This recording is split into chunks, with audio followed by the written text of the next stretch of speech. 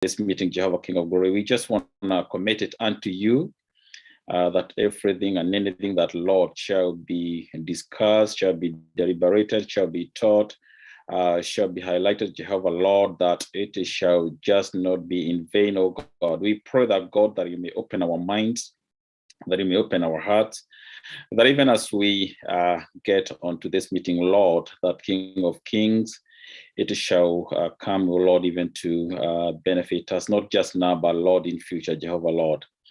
We just want to commit each and every person, even those who haven't joined in.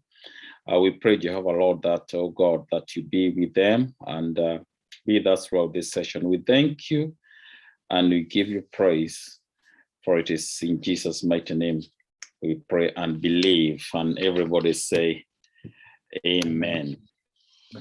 So as I've said, thank you so much. And before we proceed, I just want to bring across a few housekeeping rules.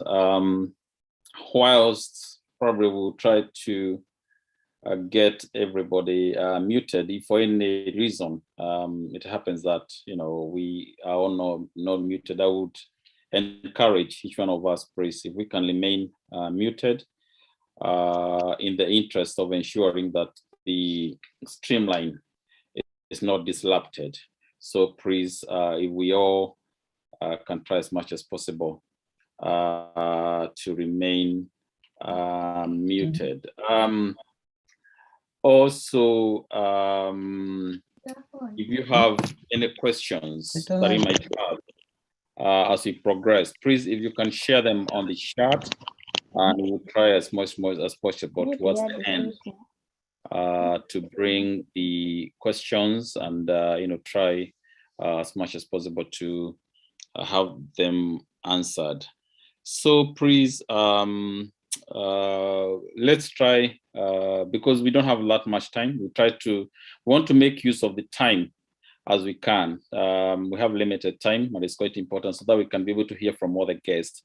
So whenever there is any form of potential disruption, if we can just sort of just try to minimize the disruption. And so before we proceed, I just want to invite Pastor Jane Kigoro, the visionary of Kenya Community Rebuild, just to share with us briefly the objectives, so that we can have just a brief understanding of what KCR is, who KCR are, so that I believe that I know that there's a lot of people who are joining us for the very first time, and it's quite important that they get this understanding, just to know very briefly what KCR is. So Sister Jane Kigoro, over to you. Okay. No. Hello, good evening, good morning, good afternoon, depending on where you're joining us from tonight. I want to take this opportunity to appreciate all of you that are online, whether on Facebook Live, YouTube Live. I appreciate all of you for joining us on this Marketplace program. And we hope that it will give you something to take away, add value to your lives, give you something to think about, give you something to work on.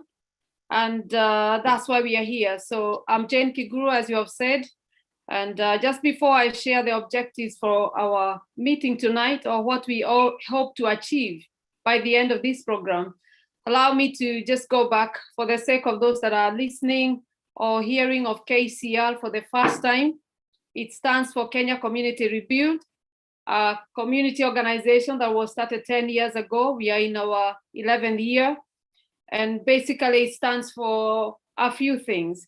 I think the admin will put up on our screen. So KCR, I just want to just share with you some of our vision and our mission, why we exist. So we have shared values that are based on our socio-economic, political, and moral justice, which are all underpinned by the spiritual development of each and every one of us. We value diversity. We promote tolerance, equality, and fairness. So no matter where you're coming from, what you know, don't have, faith, religion, it doesn't matter. We still value all those diverse backgrounds. Our aim is to raise the profile of our people, especially the immigrant community. We started off just focusing on the Kenyans. At the moment, as years have moved on and time have grown, we have worked with so many other different backgrounds, especially the migrant community. And it's our hope that through the programs that we organize, that we'll be able to raise the profile of each and every one of them, or maybe one at a time, change one person at a time, wherever they are. So our vision is to be a recognized driver, to be able to sustain, to build, or to drive sustainable growth and development within the diaspora community, and more importantly, be a force or a source of legacy for our future generations. I want to submit to you, ladies and gentlemen, that those of us that have been privileged and have been here and are much older and have been here for so many years, we owe the next generation a legacy. We owe the next generation a baton that is worthy passing on. So that is our vision. That's what we hope to do. And our mission as a community organization, we hope to build, as I said earlier, vibrant, active diaspora community, whether that be Kenyan, whether that be from another migrant community. We focus on our community first before we can reach out to others. We are currently working with others in South Africa, in Zimbabwe, but we started off with Kenyan. But we hope to build that force, some sustainable relationships that bring about this vibrant, active, and visible diaspora engagement in this country. We hope to build a bridge and to offer a platform that will provide unity, refocus, and support network for members of our community to develop relationships, both within and externally, that's in our home countries where we came from. And while doing that we can develop sensible and proactive stakeholder engagement campaign in pursuit of our vision and core values. As part of this program, one of our mission is to provide training, counseling, guidance, development support to disadvantaged citizens in the diaspora as well as in Kenya. But that training we do it here as well. And that's part of the reason why we are running this program today. So by the end of the next 2 hours, this is what we hope to achieve. When we set up this marketplace program, we had this in mind, that we'll provide this as a platform where we can share economic opportunities and skills and be able to explore them here and after the event. We want to encourage the spirit of entrepreneurship, self-employment, business, that we can encourage that idea that our young people ourselves don't have to be stuck in one stream of income. You can build another one. You can have a side hustle. You can make your living standards better if you learn another skill, 2 skills, and live your life that way. We hope to create awareness of existing opportunities and also the resources that are there. So that's why we have handpicked our speakers tonight, so that we can, for someone, if you didn't know, you will know this skill or this opportunity exists. At the same time, we are aware there are people who are already in business, into entrepreneurship. Our hope is that at the end of this program, we'll be able to encourage new ventures, new programs, new initiatives, as well as expand and grow those that are already existing. And you will pick an idea, a tool, a skill, an advice, a piece of information that will help you go and do better in what you're doing, or start that which you've been planning to start. We hope that this platform can also be used as a networking platform where relationships can start, conversations can start. Someone says to me years ago that economically speaking, your worth equates to your network, or your network equates to your worth. So our speakers tonight are people who are not just on this platform tonight, but they are reachable, they are contactable tomorrow and the days after, so that networking can start. You might find somebody else who is doing what you've always wanted to do, or something will be said that will be beneficial to you. Please reach out. That's why we have these speakers. Use the chat, talk to the speakers, direct contact them if you have to, if you want to, but please make some connection tonight. Notice some relationship, notice somebody that you'd want to get support from, and reach out to them. That's why they're here tonight. We hope that at the end, when we do the evaluation, that you will help us to identify the gaps within the skills, economics platform that we have within our community. Where are the gaps? What other programs can we organize that will be helpful to us all? So we hope that we will capture that when we do the evaluation and when we look through the chat. So use the chats wisely. Please, let's get as much information. If there's something missing or something you would want to hear again, please know that we are here for the community, and that's what we have given ourselves to do.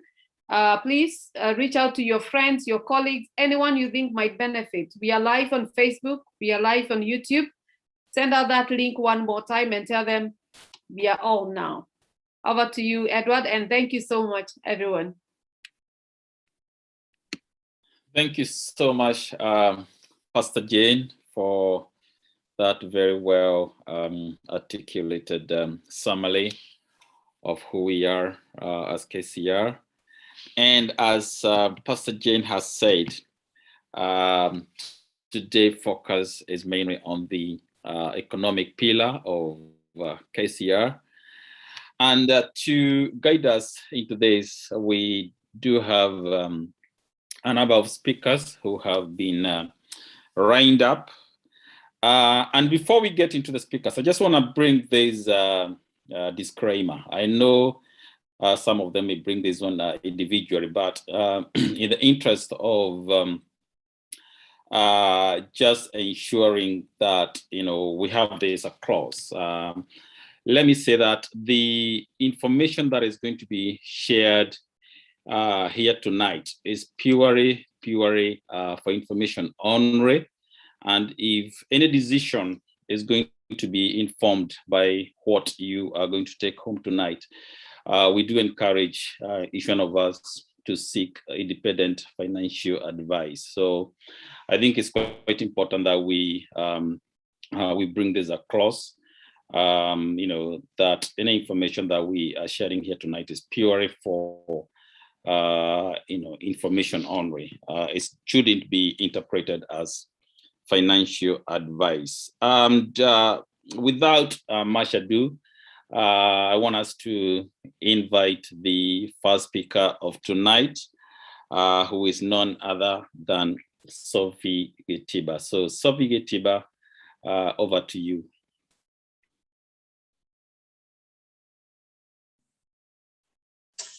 Yeah, good evening, everyone, and welcome to today's edition. I guess it's an edition of programs that KCR has been running and being the marketplace. I'm really pleased to be here to be talking about investments, which is going to be my special topic, simply because for two reasons. First of all, I was with Edward in the economic pillar for quite a while within KCR, and I know the vision he had for this pillar. And at the same time, I know the overall arcing interest that KCR has to see our people develop. And therefore, Pastor Jane, Pastor Francis, Edward, and the whole entire leadership of KCR, it's a joy to be here to be speaking about investment, which is something that I hold really dear because I've been doing it for a very, very long time. And today I'm going to specialize only in speaking about investment, mainly leaning towards the stock market. But what I did is, because at the beginning of last year when COVID happened, I decided to run a special series of lectures for our community entitled the background was a lockdown series. So throughout the lockdown series, I was trying to get our people interested in doing something more. And the one thing that was coming across is the fact that, through the lectures and through as I met more and more people, was the fact that most of our people know about investments, want to invest, and they start investing, but there is always an element in most cases of hurry. People want to get there and they want to get there now. Okay, so for me today, when Sister Jane asked me to come to today's program, I thought to myself, what can I impact? What sort of an impact can I leave with only 20 minutes of talking to people? And I thought so many things that have taken place during lockdown was many people came with get-rich schemes where you invite people, people invite people, people invite people, and people get very excited and hyped about this because you are supposed to get rich within a few months, within a very short period of time. And my investment instinct were always, this is rarely the case. Yes, in some cases, people get into a new venture, get it in there right early, and they make a lot of money. But in most cases, in the majority of cases, we will not get rich quickly through investment. Investment takes time. And so today, my topic will be about time. How do we value time? What is the value of time when it comes to talking about investments? And with that, I will also add the element that goes very well with time, and that is the concept of compound interest. Okay, it's that time. If you invest slowly, if you invest consistently, it does not matter whether your money, you are only investing 20 pounds a month, 100 pounds a month. Consistency is the key. And then you need to not just put that money in anything, just anything. You need to think to yourself, is it earning me some interest? So without any further ado, I want to ask the admin to allow me to share my screen so I can be able to reach for my presentation.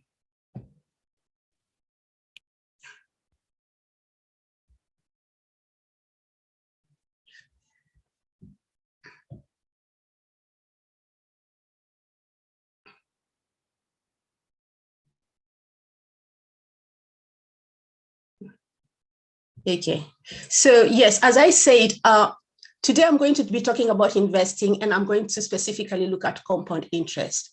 The question mark in the middle of that is, what is compound interest? Why compound interest? Why invest? And that is what we are going to be finding out.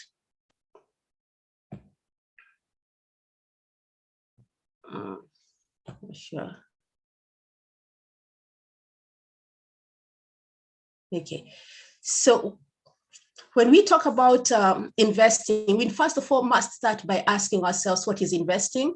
And what I have done is because a lot of people find the word investing to be, when you talk about the stock market, which is what I specialize in mainly, people find that as something that they get scared of because they have always associated it. I'm not saying everybody, but some people who, through the lectures, I'm just giving feedback of what came through, because they associate that with loss. They associate that with what they have heard people talk about.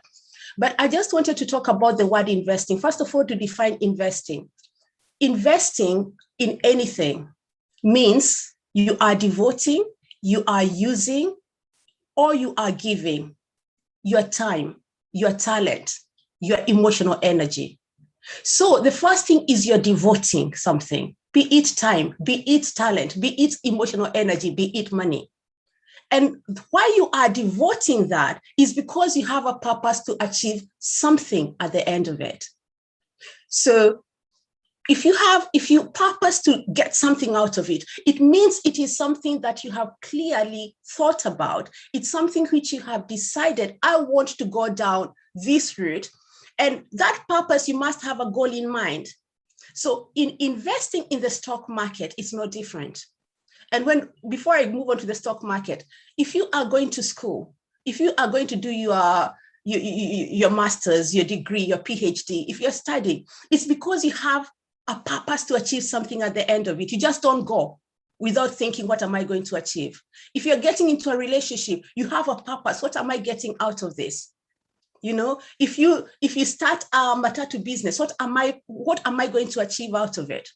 So similarly, when you're investing in the stock market, you need to know clearly in your mind, what is it I am purposing to achieve? So investment in the stock market, in this case, what will you be giving? What will you be devoting? What will you be using? You'll be investing your money. You will be investing your capital. And in return, what you purpose to achieve is a profitable return. These returns can come in forms of interest. Interest is when you hear people talk about investing in things like bonds. When you invest in a bond, what they do is they tell you this is the amount of interest you're going to get. A lot of us Kenyans, we are involved in SACCOs, in the SACCO movement back in Kenya. And we know that certain SACCOs will give you a certain interest, right? Money market funds will also give you a certain interest. So you need to know, what is that interest? Interest meaning your money is making money for you. Just like when you borrow money from the bank, they charge you an interest. Just like when you have a mortgage, you pay an interest on the money you have borrowed from the bank. In this case, when you invest in these assets I'm talking about, it's like you're lending money to somebody and you are the one now collecting the interest. So that is really important to know. If I want to invest, do I want to earn an interest? On top of that, do I want to earn an income? In the stock market, people buy shares and they say, I'm going to leave that share because it pays me a dividend. A dividend means every year that company goes and trades, makes some money. At the end of the year or at the end of every quarter, they have made that profit. They pay them their whatever they need to pay. And whatever remains, they say all our shareholders are going to get a part of that profit. That is an income, and that is called a dividend. So that can come and it can happen over time. And finally, there is appreciation in value. And this is really important as well, because anybody who knows, who have ever invested in anything, be it land back in Kenya, be it in a new company that has gone on to succeed, you know that whatever that value of that thing was yesterday is not the same as today. Even when we go to the shops, we buy a loaf of bread. What we used to buy a loaf of bread 20 years ago, how much we used to spend, is not the same as we are paying now. So there is appreciation in terms of value, and that appreciation in value happens over time. So by understanding what investing in the stock market is, I want you to understand that it is the giving. You must first of all give, and you also must have a goal. You must know, what is it? What area do I want to go into? In addition to that, you need to give it time. So in order for you to achieve long-term lasting effects or dividends, or to reap the best, you need to give it time. I beg you, my people, stop running. Let us stop running for these quick rich schemes, because history shows it.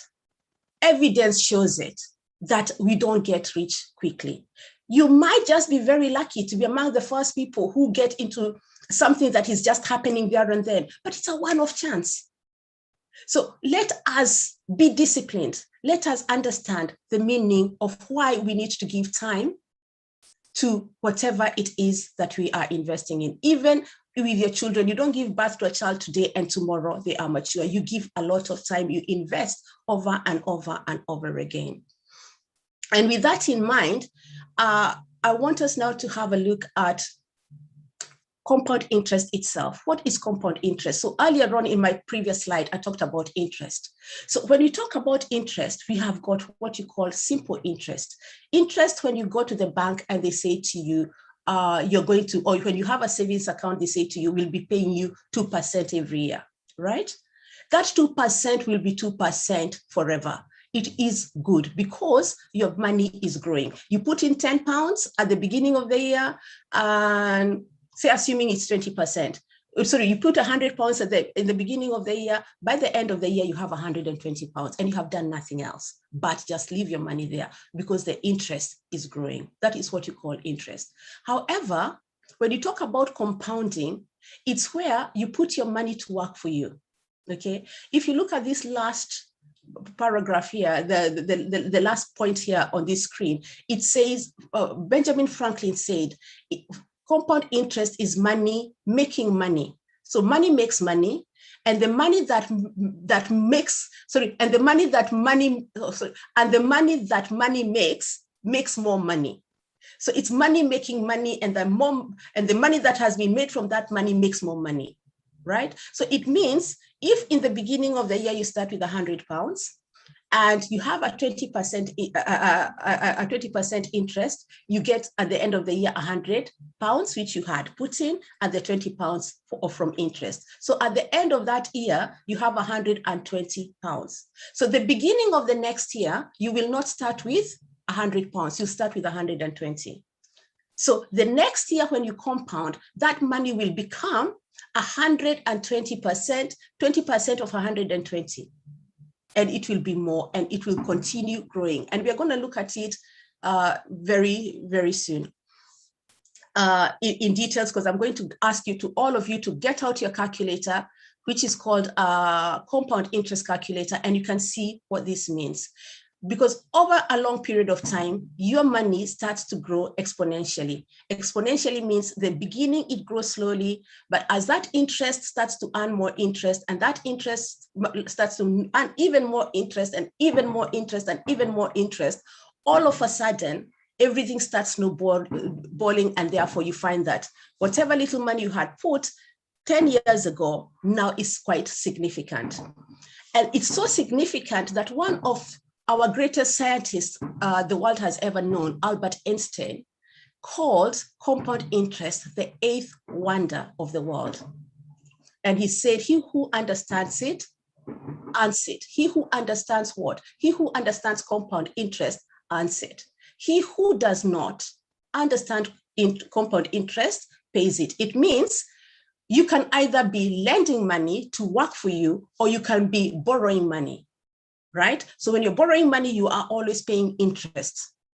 But if you are lending money, meaning that you are saving consistently and putting your money where it is being used by other people, but they're paying you interest for using your money, you will be earning and earning for a very long time. And on this side, of the graph, you can see the difference between putting your money inside under your pillow or under your mattress and earning simple interest, and also earning compound interest. We're going to look at that in a short while. But before I do that, I wanted to look at what Albert Einstein has said. Very simple. He said, compound interest is the 8th wonder of the world. What is a wonder? What is the 8th wonder of the world? I wonder, in this case, being the 8th wonder, he's referring that there are others before it. And I want us to look at those wonders. Why do I want us to look at those wonders? Because it's only by understanding the power of those wonders that we can also understand compound interest. So what are the other 7 wonders? One of the biggest wonders of the world that has maintained for a very long time is the Pyramid of Giza. This pyramid is was built many, many, many years ago. And for a very long time, it was the tallest building in the world before the building of the Eiffel Towers. This pyramid took over 23 years to build, 23 years to build. And it stands at 146 meters tall. And it's been standing there for over 3,000 years, actually almost 4,000 years. So what am I saying? I'm saying this building was built such a long time ago.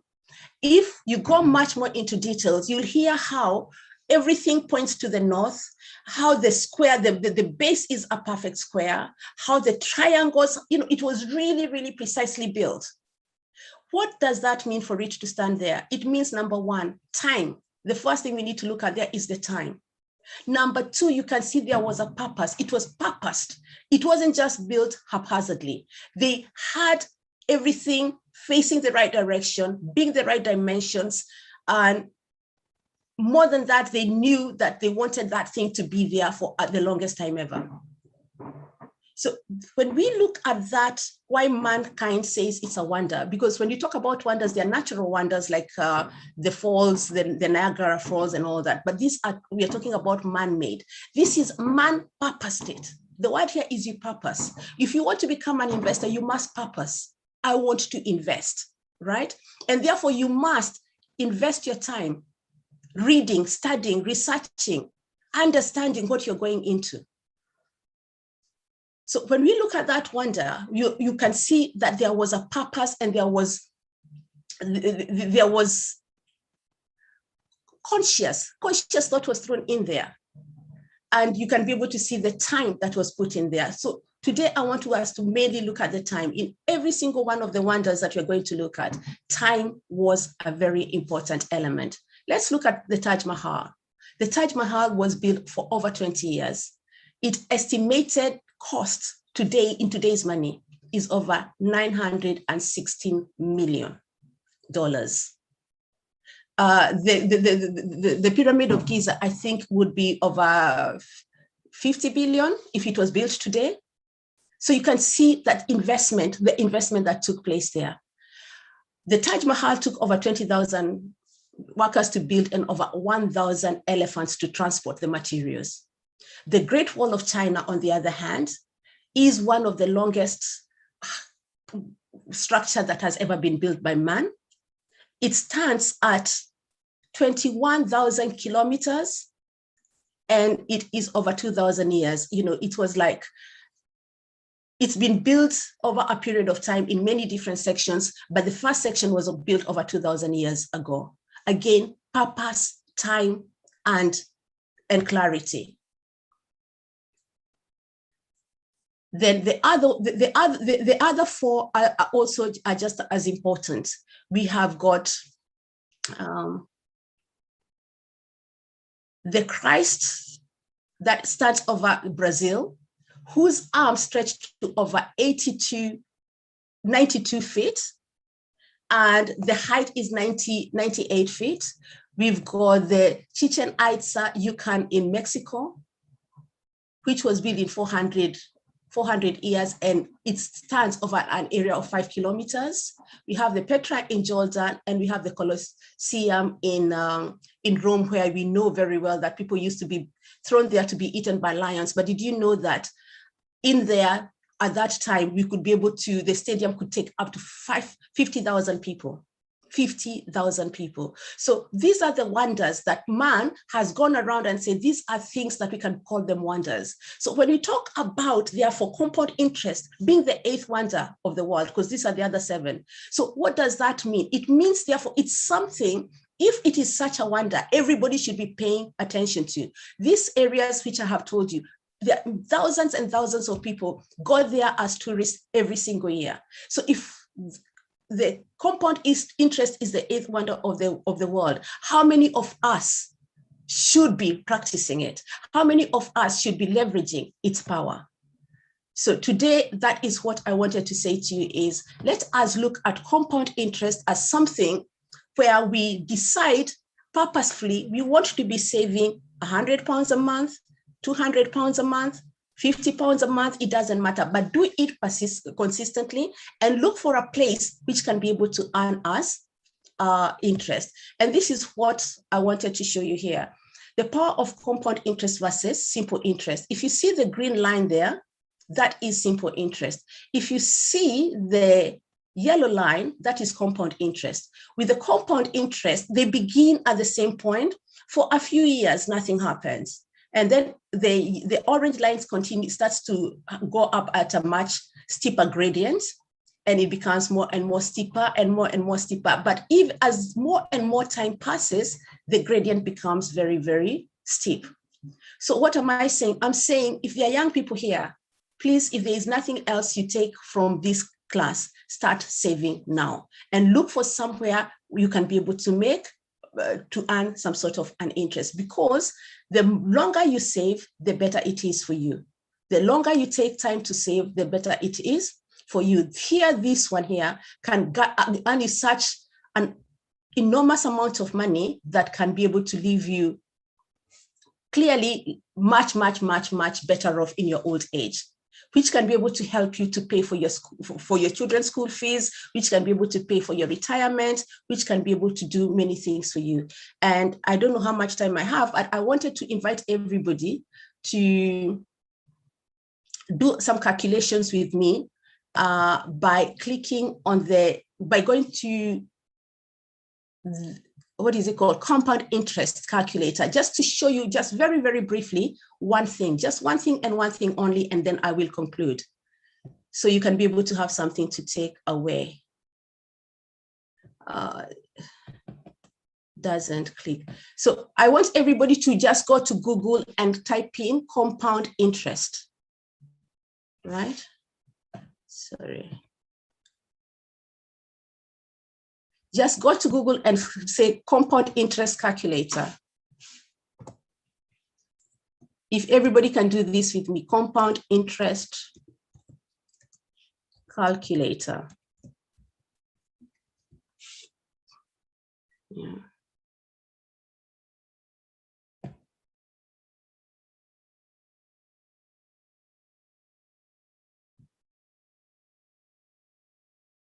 Can you still see my screen? Yes, you are seeing it. Yes, we Okay, can. good, brilliant. Brilliant. That's fine. So this website is there, it's on Google. It's really, really easy to go to this. And if you don't take anything else away from this class, I really want you to go and practice as much as you possibly can on this calculator. So I'm going to do a very simple example. So assuming today you have like, what, £1,000. Let's start with £1,000 today, right? And you want to start saving it. Okay. And you go and they say to you, you can be able to earn an interest of say 10%.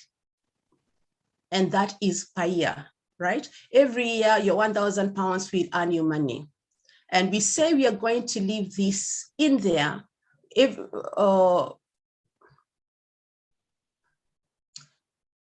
for 20 years. Okay, let's say 30 years so that I don't have to keep up.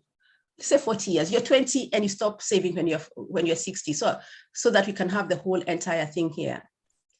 And the compound interest is over 12 months. And then every year for those 40 years, I know I've gone a little bit, is you deposit every month. I'm not going to give you very much, £100, all right?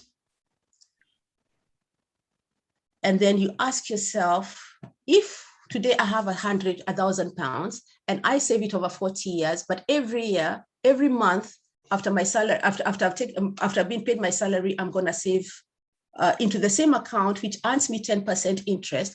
Every month I'll put another additional £100. What will I have at the end of the 40 years? But I'm not just going to look at the 40 years. I'm going to look at a longer period of time. Sorry, from a shorter period of time to a longer period of time. Let's see. Fine.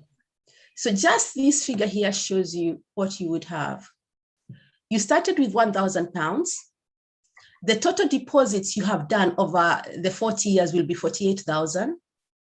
The interest you have earned will have been £637,000. That's how much you will have earned. And this is just putting £100. So let's look at what happens. In the first year, you put in £1,000. You start with £1,000. So the balance at the end of, that's the beginning. You begin with £1,000. So the next year, from that £1,000, you earn your 10%, and you start the next year with 1,100 plus the £100 you put in every month. So every month you're putting £100 into the account. So at the end of the year, you're putting 1,200 every single year. So that is what you start with. These are the deposits you're making. That's the interest you're making. The total deposits, the total balance. Hold on. before, because I wanted monthly, sorry.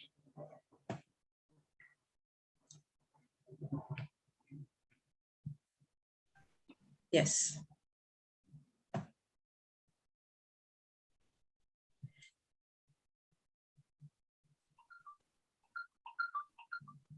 Yep. Not sure why this is showing like this, because this is showing me a total interest of 833 1,000. Was this a compound interest calculator? Hold on, there's something. Total interest 10%, 40 years. Compound annually.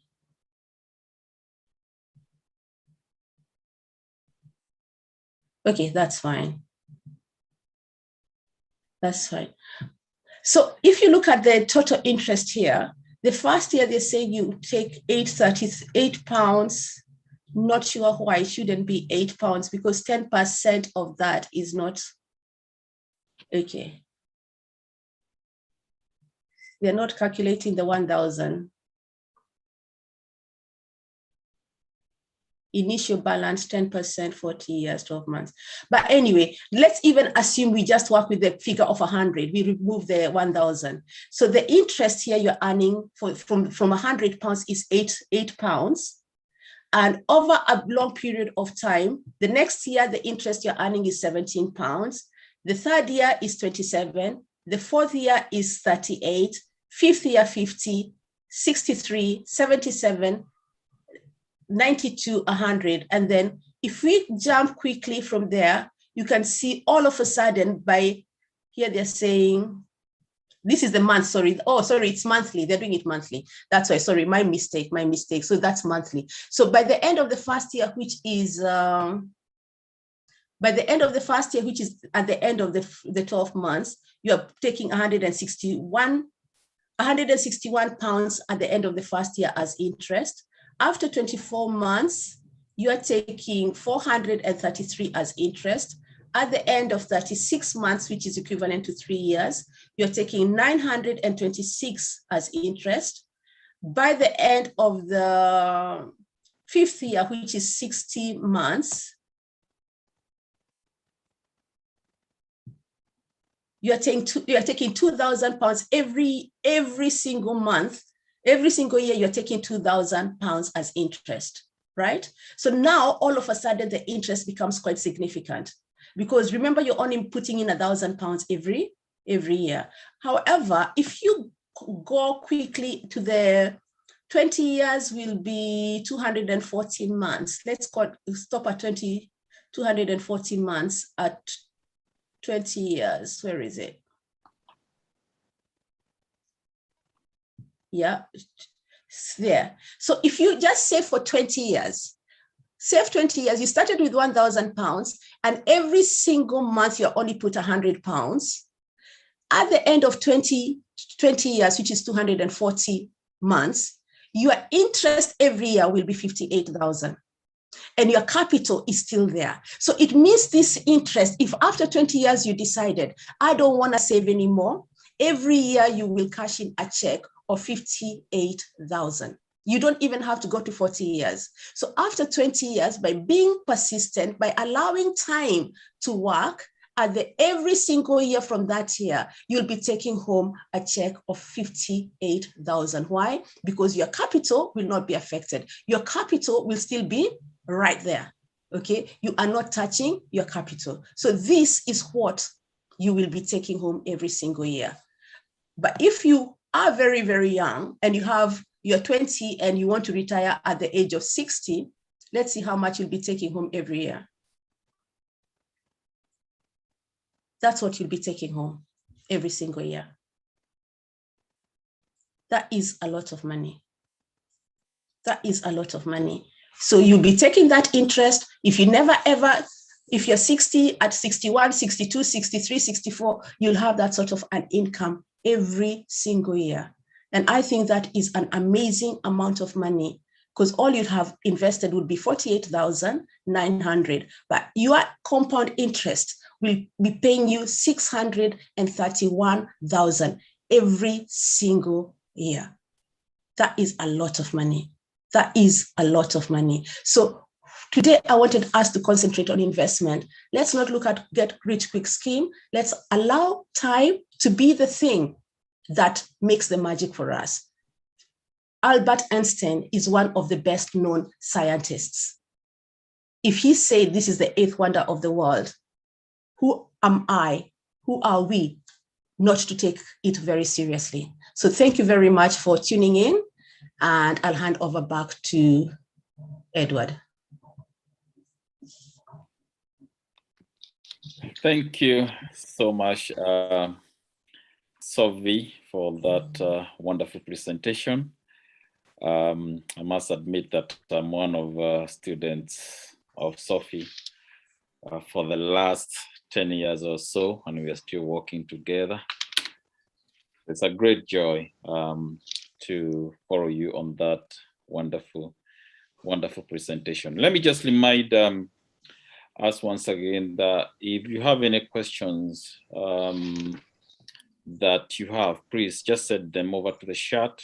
We'll then consolidate them, and if we get time in the end, and I believe that we will, we have a time where we can have a session of questions and answers, and we'll try to get the presenters to answer these questions. And without taking much more time, I just want us to get ready for the next speaker of the night. He's not very new to KCR meetings. He's been with us before. It's a wonderful gentleman in the name of David Marsh. So David is an investor. We've had him on this platform before, as I have said. And so David, it's your time once again. Welcome. Over to you. Good evening, morning and afternoon, everyone. Thank you very much for having me. My name's David Marsh. What I want to talk to you all about today is just a little bit about myself, how I got into property. And like Sophie very well articulated across about compound interest and how effective it is, and how I think everyone should take consideration to it and look at doing it for themselves. A different avenue, which is property, and how you can use the same kind of methods to achieve certain goals by using property. Okay, so I've got a presentation that I'll go through. I'll just give you a slight brief on myself and my journey. So I got into property when I was 16. I worked alongside my mother, who's built up a well-established property business. She was on BBC Secret Millionaire. So I've learned quite a lot from her. After a few years, I decided I'll spread my wings, and I took a challenge and I went to Dubai. I stayed there for 5 years. I learned a lot about property, learned about different perspectives from different investors, and I had to learn very, very quickly. I then decided to come back to the UK, and we set up a sourcing business in the UK, helping people get onto the property ladder and build a passive income. So one of the main things that I want to discuss today is passive income. I believe the only way you're going to be financially free is by building a passive income. That can be by using compound interest. It can be by a number of factors. Property is what I understand, so I'll just be explaining about that today. Okay, so what property means to me is I look at it from a certain perspective. I look at property and I think, okay, how much can that property make me? How much can this property make someone else? What is the best method to make money using this property, whether that might be a buy-to-let, single rented apartment or property or house, or whether that can be a HMO, house of multiple occupancy, whether it's a property that you can buy and flip and maybe make 20, 30% immediate capital. There are lots of different methods. We're going to focus on passive income today. So building a steady income that might allow you to replace your working income, that might create a passive income to allow you to fund your children's schools in the future, or maybe it just might be your own retirement. Everyone's got different reasons. So I'd just like to bring up the presentation, and then I'll just run through this with you all.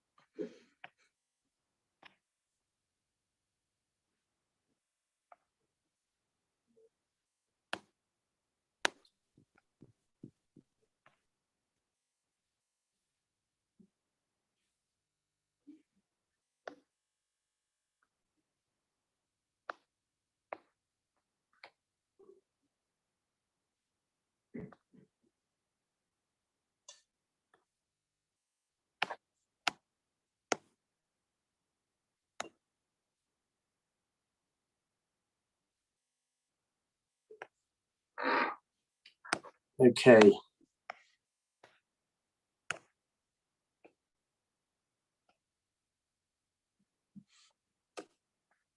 Okay, so, sorry, bear with me.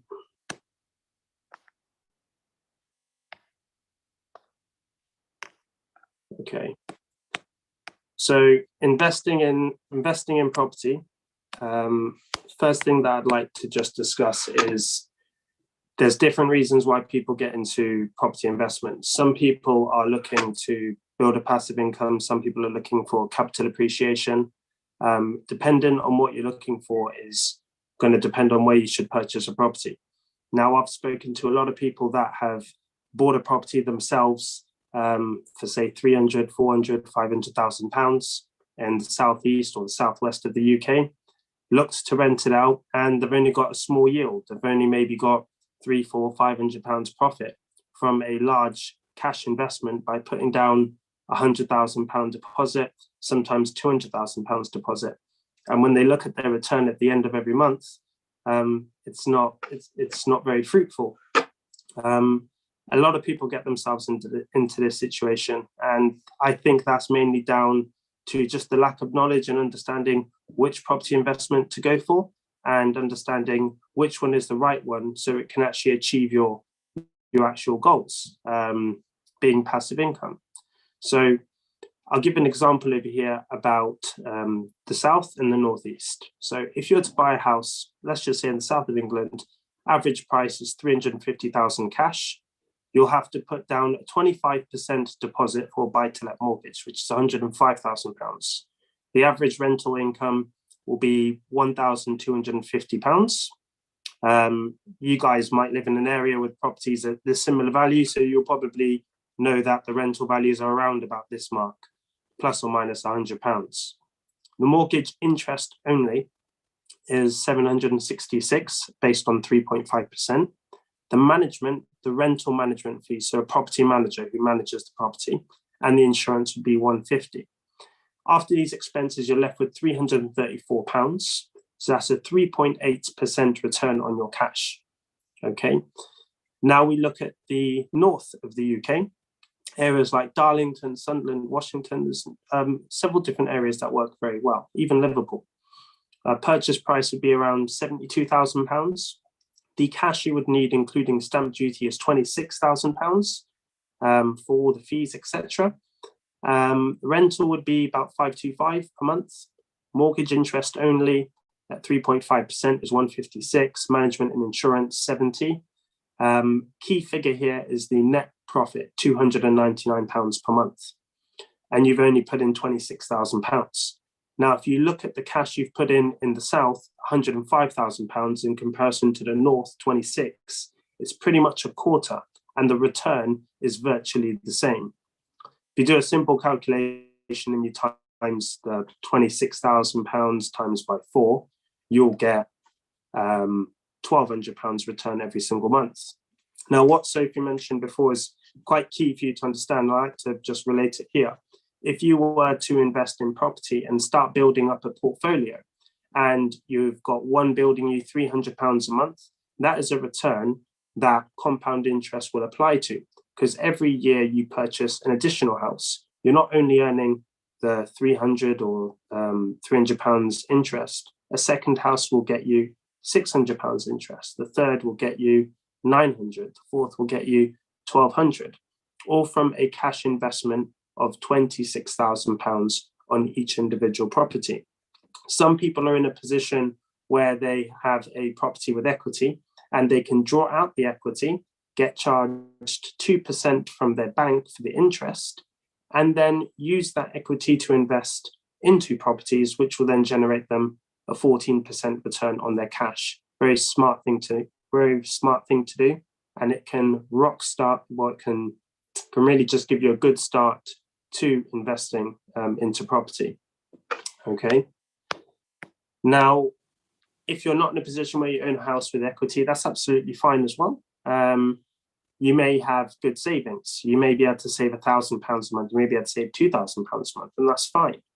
I think it's key that if people or anyone here is looking to build a passive income through property, you understand a few milestones. There's 3 key milestones that I look at that I've just set myself because I think they're good milestones to look at.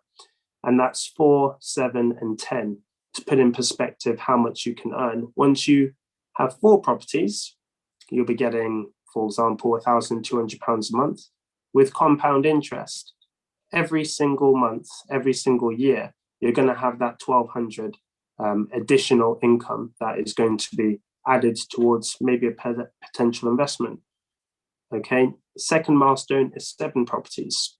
And once you were to have 4 properties, you would have to save £950 to purchase the 5th one for a whole year, £650 to purchase the 6th one, and only £350 a year to get the 7th one.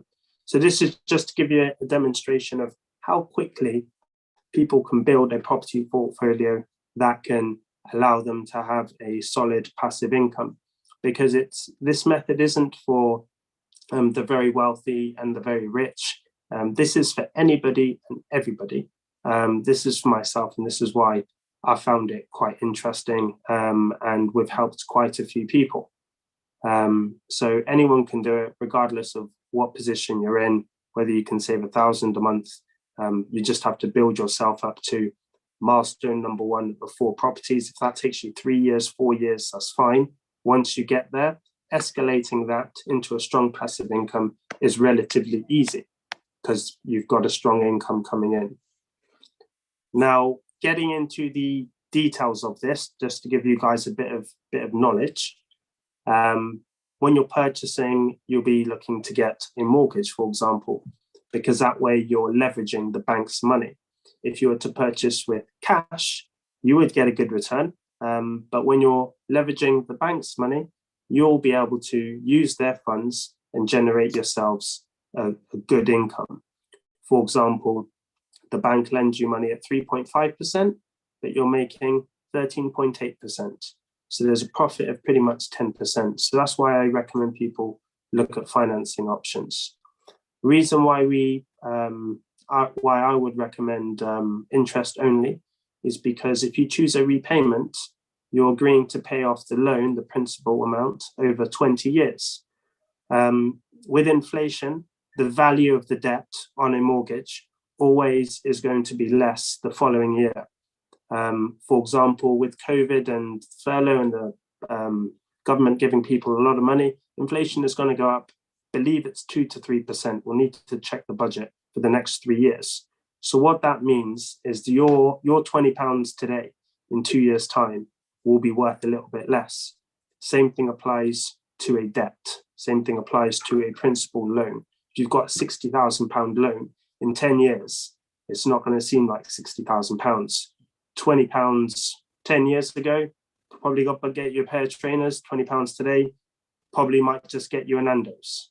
So it's just looking at the 2 different comparisons there, how inflation will have an effect on the loan amount and the benefits of going for an interest-only mortgage as opposed to a repayment. One of the other benefits as well of interest-only is it allows you to reap the full income from the income that you're receiving from the rent.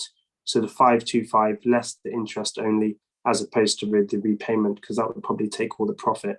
That allows you to build the passive income and further invest moving forwards. So you might be asking yourselves, what is sourcing? Sourcing is essentially looking for suitable properties. Anyone that's interested in looking at properties like this, I recommend areas like Darlington, Washington, Sunderland. These are all very good areas. You might want to research them, do your due diligence. Whenever I'm doing a due diligence on a property, I look at the demographics, I look at who's working there. I look at the, like if there's a Nissan plant, any up and coming plants that are coming up, just doing your due diligence on the area, making sure it's a viable investment, making sure that there's actively working people who are going to be looking to work in the area will more likely want to live closer to their work. So buying a property close to there is also good, near good schools, the normal things that you'll probably look at even in the south, just replicated in the north.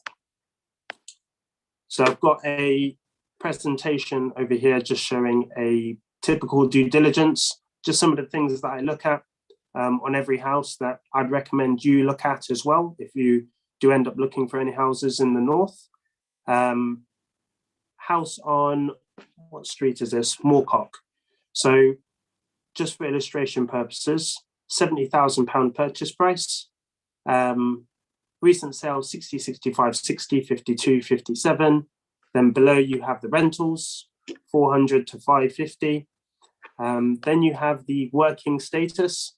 So on that street, there's 93 people full-time employed, 21 unemployed, 15 students, 34 retired, 14 look after family, and 25 long-term sick. It's not a very ethnically diverse community. Background is 45 owners, 64 council rented, 25 social rented, and then the breakdown of the figures. Now, what I like about this is it just gives you all the numbers and all the figures, the good things to consider when you're looking at an investment, regardless of whether it's in London or the north. It just gives you that extra bit of information to make sure that you're buying in the right street. For example, if there was 93 unemployed and only 21 employed, it's not a very good street to purchase in because it's mainly going to be social housing. So that comes with issues. So these are secondary factors to just consider when you are looking to get into property. Okay.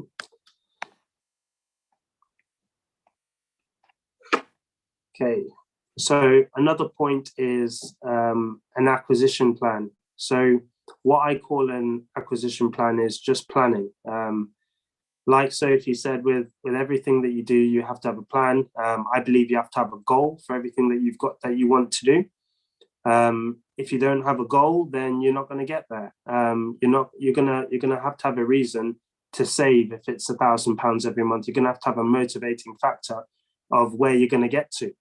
By having a acquisition plan that you can make, doesn't have to be complicated.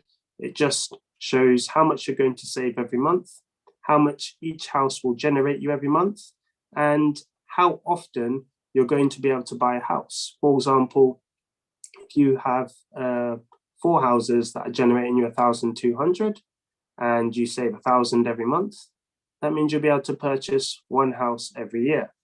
But in year 6, with compound interest, with the increase in income, you'll be able to probably purchase 2.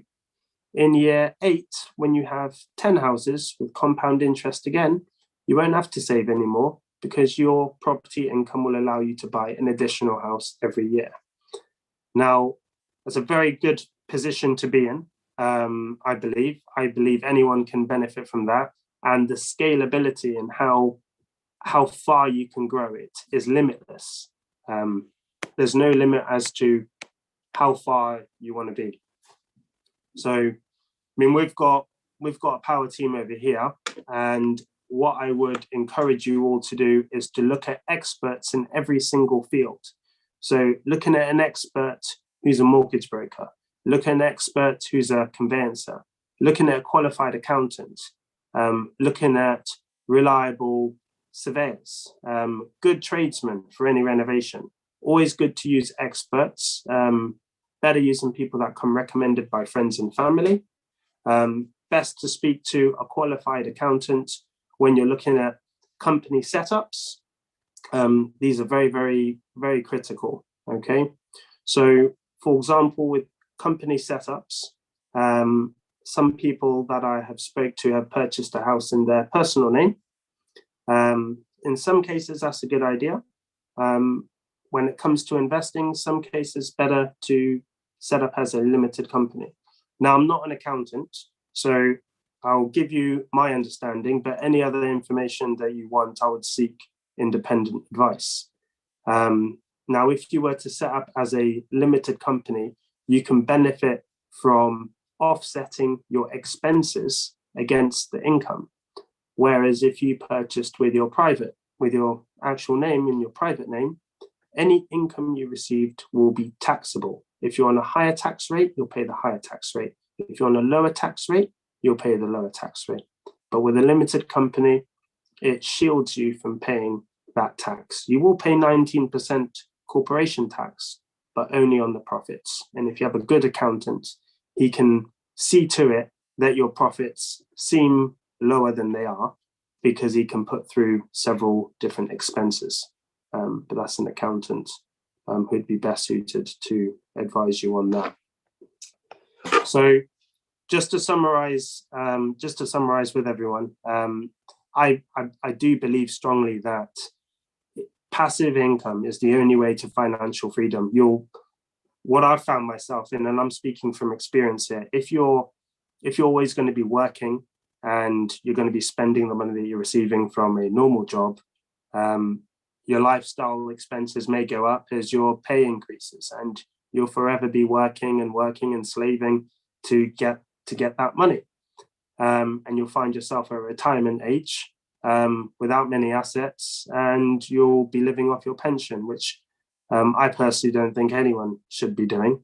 So these small steps to building a future of passive income are very achievable by anyone. I think everyone can save, whether it's £500 a month or 1,000 or 2,000. And if you're not able to save, and maybe you have a property, you can pull equity out and you can rock start your journey that way. But I think it's key to start somewhere, especially if you're young.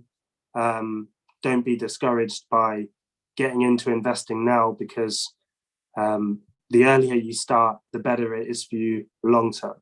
As Sophie said, compound interest, you start at 16, 17, 18, you multiply that by 20 years, which comes by pretty quickly, believe me.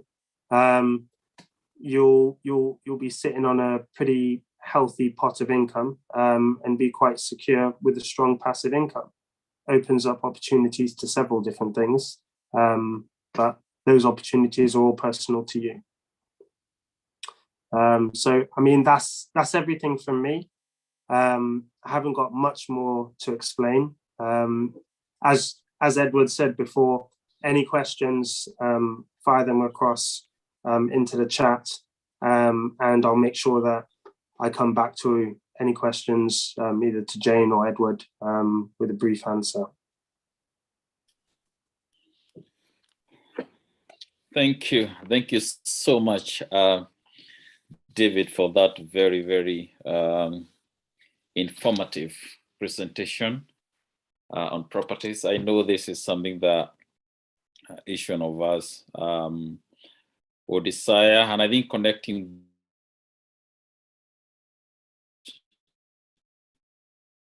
about time, and I know that there are a lot of us, especially Kenyans, who, were probably coming to the UK for a short time, but we have realized that probably we are not going anywhere anytime soon. And I believe that it's quite important that, we make use of the time that we have to see the very best thing that we can do in order to ensure that as the time goes by, as we get older, that we'll be able to generate some passive income. As David has said, please, if you can forward those questions, we are consolidating them as they come. And we believe that we have time towards the end where we can be able to answer as many questions as possible. Just to give us a little, just a bit of a break, we'll just listen to some sort of, just a video presentation, and then before we get to the next speaker. Over to you, admin. I want you to remember a number of things from the lives of great men, because sometimes in order to know how great you are, you've got to learn from great men. Look at the life of great Mahatma Gandhi and hear him say, there is no way to success. Success is the way. Listen to the great Mahatma Gandhi. Listen to Mother Teresa of Calcutta when she says, you don't have to do great things, but do small things in a great way. Listen to Mother Teresa of Calcutta. Listen to Mwalimu Julius Kambarage Nyerere of Tanzania saying it can't be done, play your part. I am urging you to play your part. Listen to all great leaders in different sectors of the economy and be great.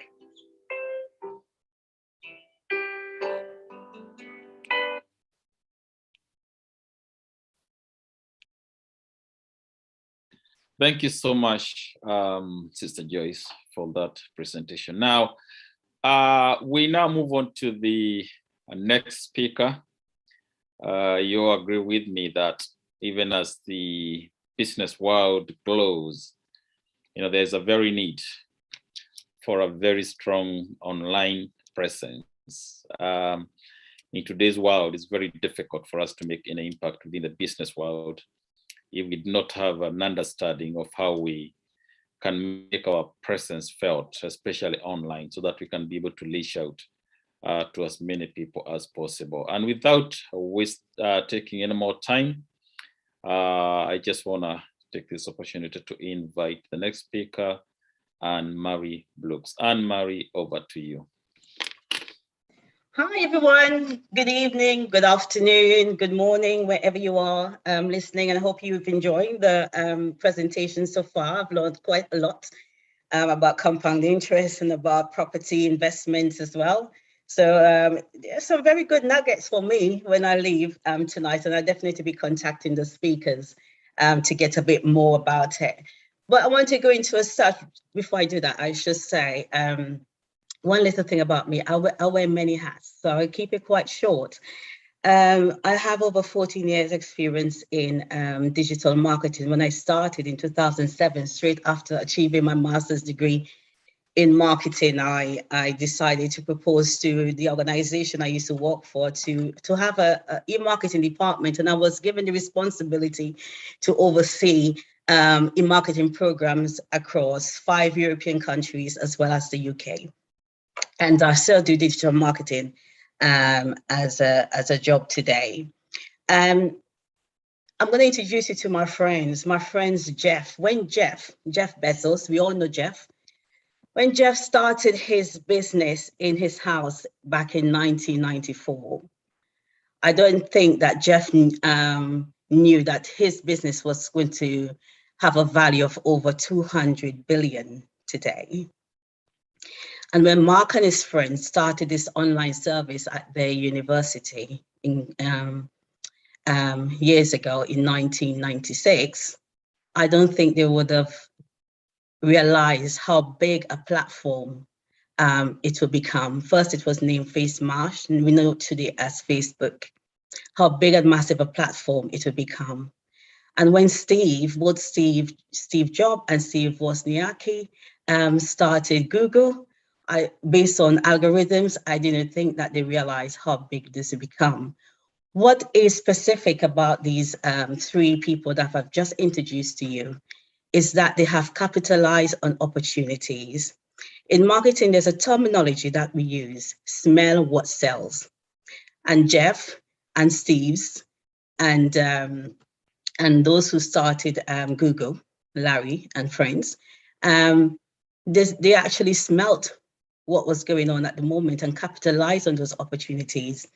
If you are privileged to join at the very beginning, the admin was scrolling some very encouraging motivational things going across the screen. And there was one that says, there is no security on this earth. There are only opportunities. And digital marketing provide a plethora of opportunities for everyone. And I'm going to talk you through those opportunities. If you have a business, or if you're looking to utilize your digital skills, or you want to go into digital marketing, I'll be talking to you about those. And I think the admin has my presentation that they're going to bring up on screen for me. And I'm just going to go through them quite quickly because I want to leave opportunities for question and answers at the end. If you don't have it, I can quickly share my screen. Yes, kindly share. Okay.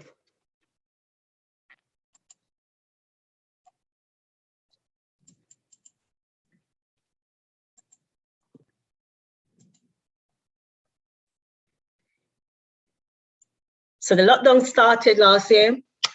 Oops, and my earrings falling out my ears at the same time. Not a good thing, but I will take the other one out. Lockdown started last year and everybody was basically pulling their heads out, hair out their heads, because they did not know what to do. A lot of brick-and-mortar businesses that, you know, were used to face-to-face encounters, and all of a sudden your shop's closed and there's nowhere to go. And if you were into the traditional marketing, you no longer have your billboards and the underground advertising to promote your product or services. Everybody now rushing towards the digital sphere where they can promote their products to potential customers. There is no going back with digital technology. And now that we are faced with another threat of lockdown, a lot of businesses are already beginning to scratch their heads about what to do next. So digital marketing, if you move on, oh, sorry, I forget, I'm using the slides. Digital marketing encompasses quite a lot of things. It encompasses what we know as social media. It encompasses affiliate marketing, content marketing, search engine optimization, SEO, pay-per-click, mobile advertising, email marketing, website development, online video, native advertising, display ads, so many things. These are just a limited amount of what you can do on the internet. And digital marketing is basically leveraging the internet, using digital technologies and media to reach your potential customers. It's getting away from the traditional forms of marketing, but mainly specifically to targeted audiences online. So there's no going back for digital marketing. There are over 53 million active social media users in the UK alone, which is 77% of the UK's population. And 39 million of those users are actually using their mobile phones. And even now, as I speak, I'm quite sure I can guarantee you that there are some people flicking through their mobile phones. When Facebook had that blackout in October last month, I'm quite sure people were thinking, oh, what am I going to do? Facebook blocked out. There is no WhatsApp. There is no Instagram. How am I going to communicate? What's really going on? And although we had that blackout, there were still other social media networks and technologies that we can use to communicate to our friends, our colleagues, our customers. And the average user spend 110 minutes on social media per day, which opens up a lot of opportunities for you to target them. And mainly, especially for Facebook and Instagram, the age group are between 25 to 34. That's the majority of the age group there. Facebook has a value, not a value, sorry, has an audience of over 2 billion users, active users.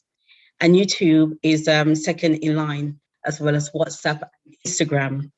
So, as I said, Facebook has over 2.7 billion users, and the largest groups are the 25 to 34-year-olds group. The majority of its users are females, and they spend at least 38 minutes a day using the platform. Instagram is quite similar, 1 billion users, 25 to 34-year-olds, 57% females, 29 minutes per day on average utilizing the platform. And Twitter, as we know, is almost like Twitter is mainly for news bites and just to give announcements to your customers or just an audience. and the average time spent on Twitter is 3.5 minutes per day. TikTok is quite new, and I know TikTok became very popular during the lockdown period, mainly between young people, 18 to 24. I was pulling my hair out last year when I was looking at all those TikTok videos. Some of them don't make any sense, but now they are much more targeted today, and a lot of businesses are utilizing TikTok to promote to their audiences. And the average time spent on TikTok is about 45 minutes. Snapchat is for a much younger audience, 13 to 34, and they spent about 26 million, 26 minutes daily on the show platform. The second biggest platform, which is YouTube, which we all utilize to listen to music, to watch videos, to watch movies, has 2 billion users, and the largest age group is 15 to 25. Not much people knows that's the largest age group, because so much people actually go on to the YouTube, and the average time spent is 41 minutes watching videos. It has quite a high value there in terms of advertising spent on YouTube.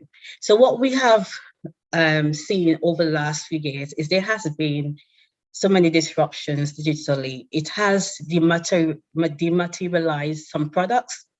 It has changed the way change how consumers behave, remove barriers for trading. So if you wanted to set up a business initially in the old age, I should say, not too long ago, you basically have to have a shop, but no, you don't really have to have a shop. There is an online platform for you to utilize. So it's opened up a plethora of opportunities for businesses. So we are counting the blessing of the internet. The internet, or digital marketing, we can say, provides an opportunity to target large audiences for the churches, because I believe many of you here are actually churchgoers. When the lockdown happened last year, many churches moved their services online. Some didn't even know how to use like Zoom, and do not know how to do a Facebook Live or YouTube Live or Instagram Live, and now learning about these platforms and how effective they are. And the internet has basically give us an opportunity for continued connections with these audiences and to build them and to retain them. It also provides the opportunity to keep abreast of all the latest developments happening everywhere. And sometimes when you go on social media, you hear breaking news before it even come onto mainstream media, you already hear it on breaking news. If there's an accident here, where I'm based here in West London, you will basically see the accident on social media before you've seen it on the BBC or Sky or ITV. And has unlimited entertainment. So we're not just talking about gaming, we're talking about live streaming, we're talking about watching movies, etc. online. And online shopping, when I spoke about Jeff earlier today, when Jeff started Amazon in his house, he didn't realize that it was going to be beyond selling books online. He's actually called that business initially the world's biggest bookshop. But Amazon, as we know, is a marketplace where you have cloud hosting, where you have online shopping, and online shopping has a value of £693 billion. That's how the internet has given businesses the opportunity, not for people to come into the shops to sell, they can actually browse using various platforms and do their shopping. And most of us do our shoppings online, especially over the lockdown period. And it is quite cost effective. So no longer you have to fork out big amounts of money to promote your business online. And the best thing about it, when you do promotions online, you basically not going to waste your money on people who are not going to buy. Your promotions will be well targeted to the audience you want to reach, the age group, the demographics, the way they behave. And Facebook is one great platform that helps you to target your audiences specifically without you wasting your fundings. And it is measurable, measurable, so that you can use various metrics to say how successful your campaigns have been. If you had put an advert in one of those printing newspapers, the let's say the Times paper, or the Evening Standards, and they leave it there, you're not sure how much people actually seen that ad. Digital marketing provides the opportunity to tell you who's seen the ad, where, what's their age group, exactly where they're looking the ad. It gives you all the metrics from the beginning of the campaign right to the end, and how much you spend per day. So you can actually pivot as you go and make certain changes to make sure that you don't waste your budget. So what's so special about digital marketing and why we should embrace it? If you are a business, you've now started up your business, and if, for instance, Jane Kaguri Corporation, or Jane said to me, she's got a business called Jane Kaguri Corporation. The first place I'm going to look to find out more about it is the internet. Because if I search for it on the internet, I cannot see anything in regards to Jane Kaguri Corporation. The first thing I'm going to say, well, that business can't be any good, because there's nowhere on the internet. There's no data there for me to look at. And then the next place I might go to is social media. And if I go search on social media and I can't see anything with Jane Kaguri Corporation, I'm going to say that this business is not really well established. You still have a long way to go. And that's why when businesses come to me specifically and say, I want to do this online, I want to take my business bigger places. I want to reach more customers. I recently had one person who started up an online training, and they wanted to do everything themselves. Basically, they probably read something online. This is how you start up a page, and this is how you promote. And went on to Facebook, start a Facebook page, and start doing Facebook advertising right away in the wrong formats. And Facebook basically banned that person permanently from advertising on Facebook, and not just ban the person's page, but ban their personal profiles. You see, in digital marketing, what I was talking about, digital footprints, we measure everything, and we know everything about an individual and where they come from. So if that person whose Facebook has banned, they can't use the same mobile phones to start a new platform. They can't use the same IP address to start the business, because we've already seen where they come from. We measure every single thing. And this is the opportunity it provides for you as a business. When someone comes to your website, you know exactly where on the website, where they are going, what they are looking for. And if they come in via Facebook, you will know who's coming via Facebook. You will know who's coming to you via Instagram, or wherever that information is given to you. And for you to basically channel your content to suit your audience, making sure that everything that you provide for them are relevant. Okay. And the value that digital marketing brings is, last year, in 2020, that amounted to 15.6 billion in digital marketing advertising, social media advertising, anything online, amounted to $15.6 billion in advertising spend. And this chart continues to climb because businesses are realizing the importance of promoting their products and services online to a wider audience. In the first half of 2020, I can't see the top of my slide, so I'm going to have to rely on a printer that I've got. So in the top half of 2020, digital spend increased by 49%, and that's as a result of the actual lockdown we had last year, where many businesses now move from the brick and mortar to online to promote their products or services. And consumer confidence has continued to grow as people of all ages adapted to a digital lifestyle. As I said, there is no going back with digital marketing. It will continue to increase. It will continue to evolve. There are going to be new technologies and media that will come on stream that will, encourage businesses to do more, and even consumers to surface the internet. Videos rose by 70% year on year to £2.3 billion. And search remains the single biggest digital channel, up by 49% year on year to £5.5 billion.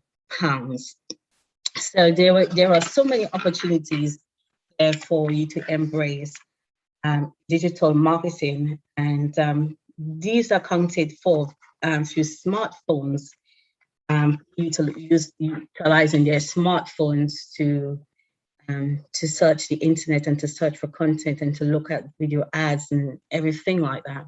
So I'm going to come back to this chart where I have all the different facets of what digital marketing is. Sophie made a great point earlier today where she said, there is nothing as a quick fix in anything. In digital marketing, you have to have, one of the skills you have to have is you have to work hard, and you have to have patience, and you have to give it time. Not because Facebook has over 2 billion users. Don't ever think that if you go into Facebook today, that in the space of 1 week, you will not have 1 billion users. You can. You can if you put yourself there on television, or if you've done something great and all of a sudden everyone knows you and want to follow you because you have a good story behind your name. But if you're a business now starting out, no one knows who you are, don't expect to have 10 billion. Even if you put money to it, it will not be natural. It will not be organic. People who are really interested in your company at all. So if there's some of you here who are very good at writing content, you can utilize those skills to write blogs. Let's say you want to write a blog, have a blog page about empowering women. This is a very popular topic, empowering women. And you start that blog page up, you drive content to it, maybe 3 times a week or maybe daily, how often you want. And when you start building those contents and people start surfacing the internet about things to empower women, and they come to your blog, you can then utilize those blogs to do affiliate marketing. You're making additional money for yourselves by promoting other people's product on your blog page. There's so much opportunities that the internet provides for you.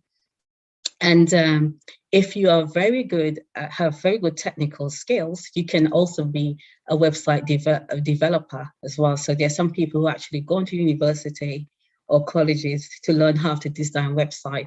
And these are skills that are quite scarce here in the UK. And there are many businesses who are crying out, I need someone who's quite highly digital to run our digital team. So if you have if you're very good at developing website or designing websites, there is so much opportunity there for you. There are always businesses every single day looking for web designers and web developers and content managers and social media managers. I do receive those sort of requests every single day. And many of you here as well are probably very good at producing very good video content. And when I said video, I'm talking about things that are relevant. It must be punchy. It must be catchy. It cannot be long because people's attention spans are quite low. So you're looking for videos between 50 to 30 seconds that will draw people's attention. And if you're very good at editing video and producing videos, those skills are quite needed within the marketplace. I mentioned blogging and content marketing. Content marketing is quite relevant in terms of you helping brands to write content which is relevant to target the right audience at the right time at the right place. And if anyone here who has that kind of skill, please do inbox me as well, because we do look for people who are quite skilled in this area. And one of the skills that you need to have as a digital marketer is the ability to analyze data. You cannot run a campaign and you cannot not able to interpret exactly what's happening with the campaign. Businesses love the fact that, okay, they know exactly how the money is being spent. They know exactly who is it going to. if you can interpret your website data, and if you can interpret your social media data and everything else that you utilize, your email marketing promotions, it will really help your brand to pivot, to basically rediscover new things, as well as target new audience and build your client base as well. Social media marketing, there's so much of all of us basically have our own personal social media page. Well, social media management for business is different than social media management personally. Because when you run social media management for business, it's basically talking about the brand, having that voice of the brand. It's basically about reputation management, online PR for that brand, basically. And it's not an easy task. It's actually hardworking, and you have to be quite flexible in the way you do your social media campaigns and the social media advertising. There was one company that that I worked with who wanted to run a competition, and I decided to do an audit on their social media performances over the last few years, and I discovered that their followers, over 80% of their followers, are not even in the country of origin of where that business is. That tells me that they purchased followers, and so any marketing that they do on social media wasn't going to be successful for them because they were targeting the wrong audience per se. And so when you do digital marketing, it's basically to do your background research as to finding out who your customers are, where they are hanging out, and what they're looking to, what they're looking at, and how you can help them with that information they're looking at. So don't ever think that, okay, if I'm on the internet, people will come to me. No, basically, you will have to find them. And it takes hard work to basically find those. So in digital marketing, it is good to have these skill sets I have here on the screen, on blogging, on campaign metrics, on database management, on customer relationship management. I'm not sure how much people have that skills, but it's very good for businesses if you want to have a record of the people you are basically interacting with on a day-to-day basis. So if John Block comes to me today, I know John Block came to me today, the 27th of November, and we had this discussion. And if 10 years down the line, I can still say to John Block, we had this discussion on 27th of November. And customer relationship management actually helps you to drive sales using those leads that you probably would have had and those interactions you would have had with your customers. It helps you increase your profits. So as I said, I do not want to go too deep down into digital marketing because it's such a vast, such a wide subject. And I would rather people just throw their questions at me and I can always answer those questions. And I hope the nugget I just give you basically help you. And if you have any further queries on digital marketing, you have a business and you want to know what to do in digital marketing, you need support, feel free to contact me. And if you're someone who's new and really want to get into digital marketing, you say, hey, Anne-Marie, I want to start web designing. Where do I start? You know, and how can I find my clients? Please feel free to contact me or ask me questions during the question and answer sessions. Thank you. Thank you so much, Anne-Marie, for that wonderful presentation. Very relevant across all age groups. You know, all of us, you know, progressively moving from, you know, what we have known, you know, as the contemporary market to a market that is very much, you know, digital oriented. That is certainly very, very, very, very relevant. I know there are like a lot of young men especially, and women, who are, very much, into technology, who certainly find this one very, very useful. And of course, all of us, especially considering that this is a marketplace where we are here to enhance our knowledge to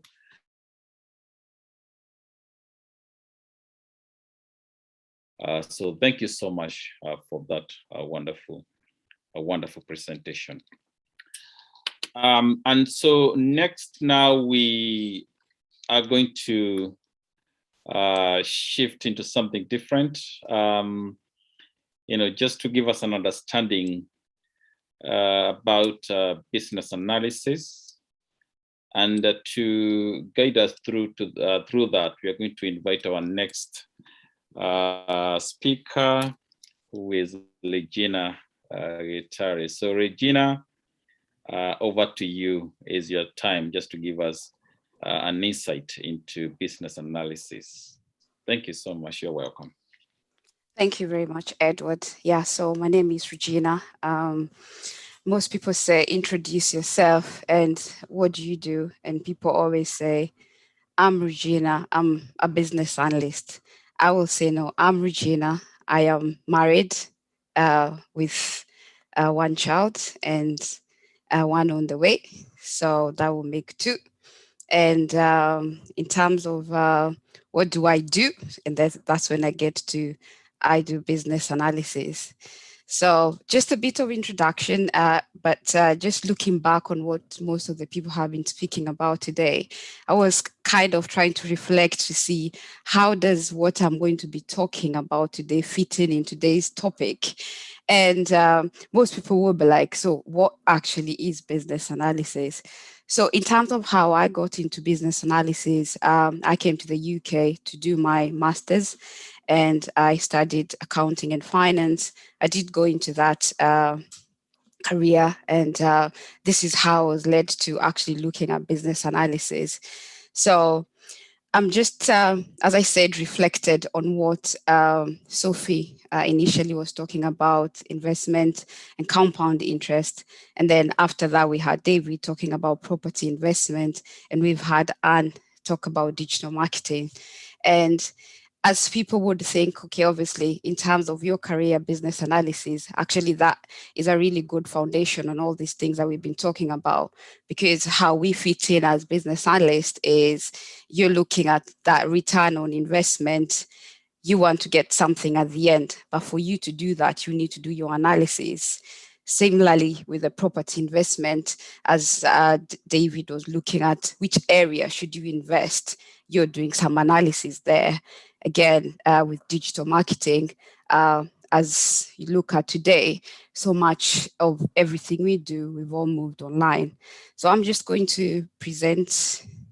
I'm not a really good user of Zoom, so I hope I will be able to do this. So,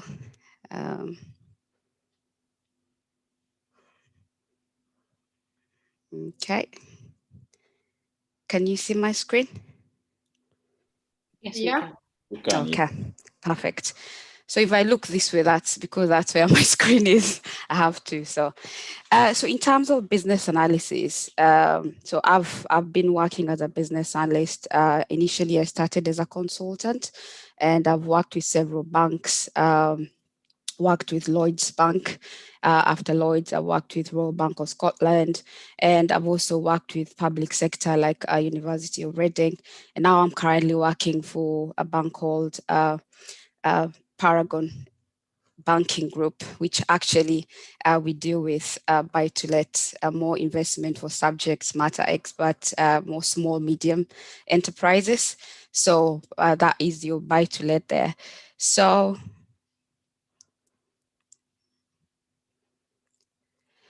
then what is then a business analyst, and how does it fit in with the life today, and how would we implement it? So it could be a career, and you could be you're using it in your day-to-day business that you're doing. So you can use these techniques that I'm going to go through today, the skills that I'm going to cover today, to kind of upskill yourself on how to look at the business and be able to look at those business that will give you that return on investment. So on my presentation, I'm going to look at what is a business analyst, how do they do it, and what framework do they use in terms of the work that they would look at, and what skills, competencies, and qualification do they hold. So for young people also who are here, don't be lied as well. You may be in your 40s and you're thinking, no, I'm not going into a different career, but actually it's you. There's a lot more that out there, and people haven't actually been using business analyst. And I hope that by the end of this presentation, you'll also get something from it. So I'm sure all of you are wondering, what is a cup of tea doing in this presentation while we're talking about business analysis? I always like to start with something simple. If you think of a cup of tea, before you have that cup of tea, what do you need? You need milk. You need water. Some people love sugar. I don't take sugar, but yes, you need some sugar maybe. And whatever you put in there, tea masala, if that's what you like. And before you get to that cup of tea, you have come with all these things. Now, all these things that you're looking at is how you get to that venue, how you get to the end, which is your cup of tea. So you have all these things that you're looking at and which are your requirements. So you're kind of trying to get to understand, what do I need to get to the goal? So for example, if I take you back to property investment, for example, we've been investing in buy-to-let properties. And one of the things you have to look at is, what do you need? How much do you have? When are you able to invest by? And all those things, those are your requirements, and you're doing that initial analysis. So one of the things that you hear about business analysis, and most people actually don't like us, is because we like to ask a lot of questions. So what we would do is we will go, what? I'll be like, what do you want and why? Why do you need to invest on that? So that is your objectives, and you're looking at that. The what is a scope. What do we want to achieve? I want to make a cup of tea at the end of the day. I want to drink a cup of tea. Why do you want to drink that cup of tea? Because I'm thirsty. And who's drinking it? Maybe it's for your guest or for yourself. And when are you planning to be drinking this? So I'm trying to just use a simple example to just bring this to life. So you're looking at that simple thing, but actually, if I take you now to a real kind of life, kind of examples here, where you're not looking at your investment. So in terms of the business analyst role, what people in the marketplace at the moment, people are looking at business analysts as the agent of change. Now, things are changing every day. As Anne-Marie has spoken there, people have now gone into digital marketing. So you don't want to be left behind. But for you to be able to understand digital marketing, you need to do that analysis. So you're analyzing that business to understand that. And that's where you have the what, the why, and when. So one of the things, obviously, you'd hear most people talking about is agile delivery. With the way things are changing now, you don't want to be taking so much time trying to look at all the things that you need. Agile delivery is actually working as you're going. With COVID, the way it happened, people had to act there and then. So you can't just, it's like a product. So you're looking at more iterations. So if you're building something, you're building it, and people can actually have that minimum viable product that they can actually start using. So where the business analysts come in is you are in charge of confirming that case for change. Is that really required? So us in the corporate world, or maybe in a business, if I'm working on a business, then I need to actually be able to confirm that case for change. What is that? What do we need to do and why? And then you're confirming that scope and ensuring that actually what you're going to deliver is this, you've agreed on that scope, you're not going outside that. And then also your requirement is why you need to achieve that to be able to build it. So for example, when we were talking about content management system, so if I'm looking at that, those are the things I'll be looking at. So we need a content management system. That is a case for change. Why? Because maybe current what we're using is not fit for purpose, is not feasible. And then we need to now move to something that will be more viable for the business. So if you're looking at that, then you need to confirm that is a scope. And now you're looking at the requirements. And most importantly, you have to look at that future state design. So you're looking at what is our benefit that you're going to get at the end, is our content management system that you're going to use, or that digital marketing platform that you're going to build to be able to sell to your customers. So a good example, Zoom. So when Zoom, obviously, if you look at it, for you, you never think, oh, it's just Zoom. We're just actually here and we are all talking and we are all listening to these lovely people, speakers giving us these really good nuggets and kind of educating us all. I've learned a lot today. And in terms of that, so the person who would actually have come up with Zoom, they had to have a scope. So they had to actually agree that, oh, we need Zoom because we need to be able to have a platform where people can be able to engage.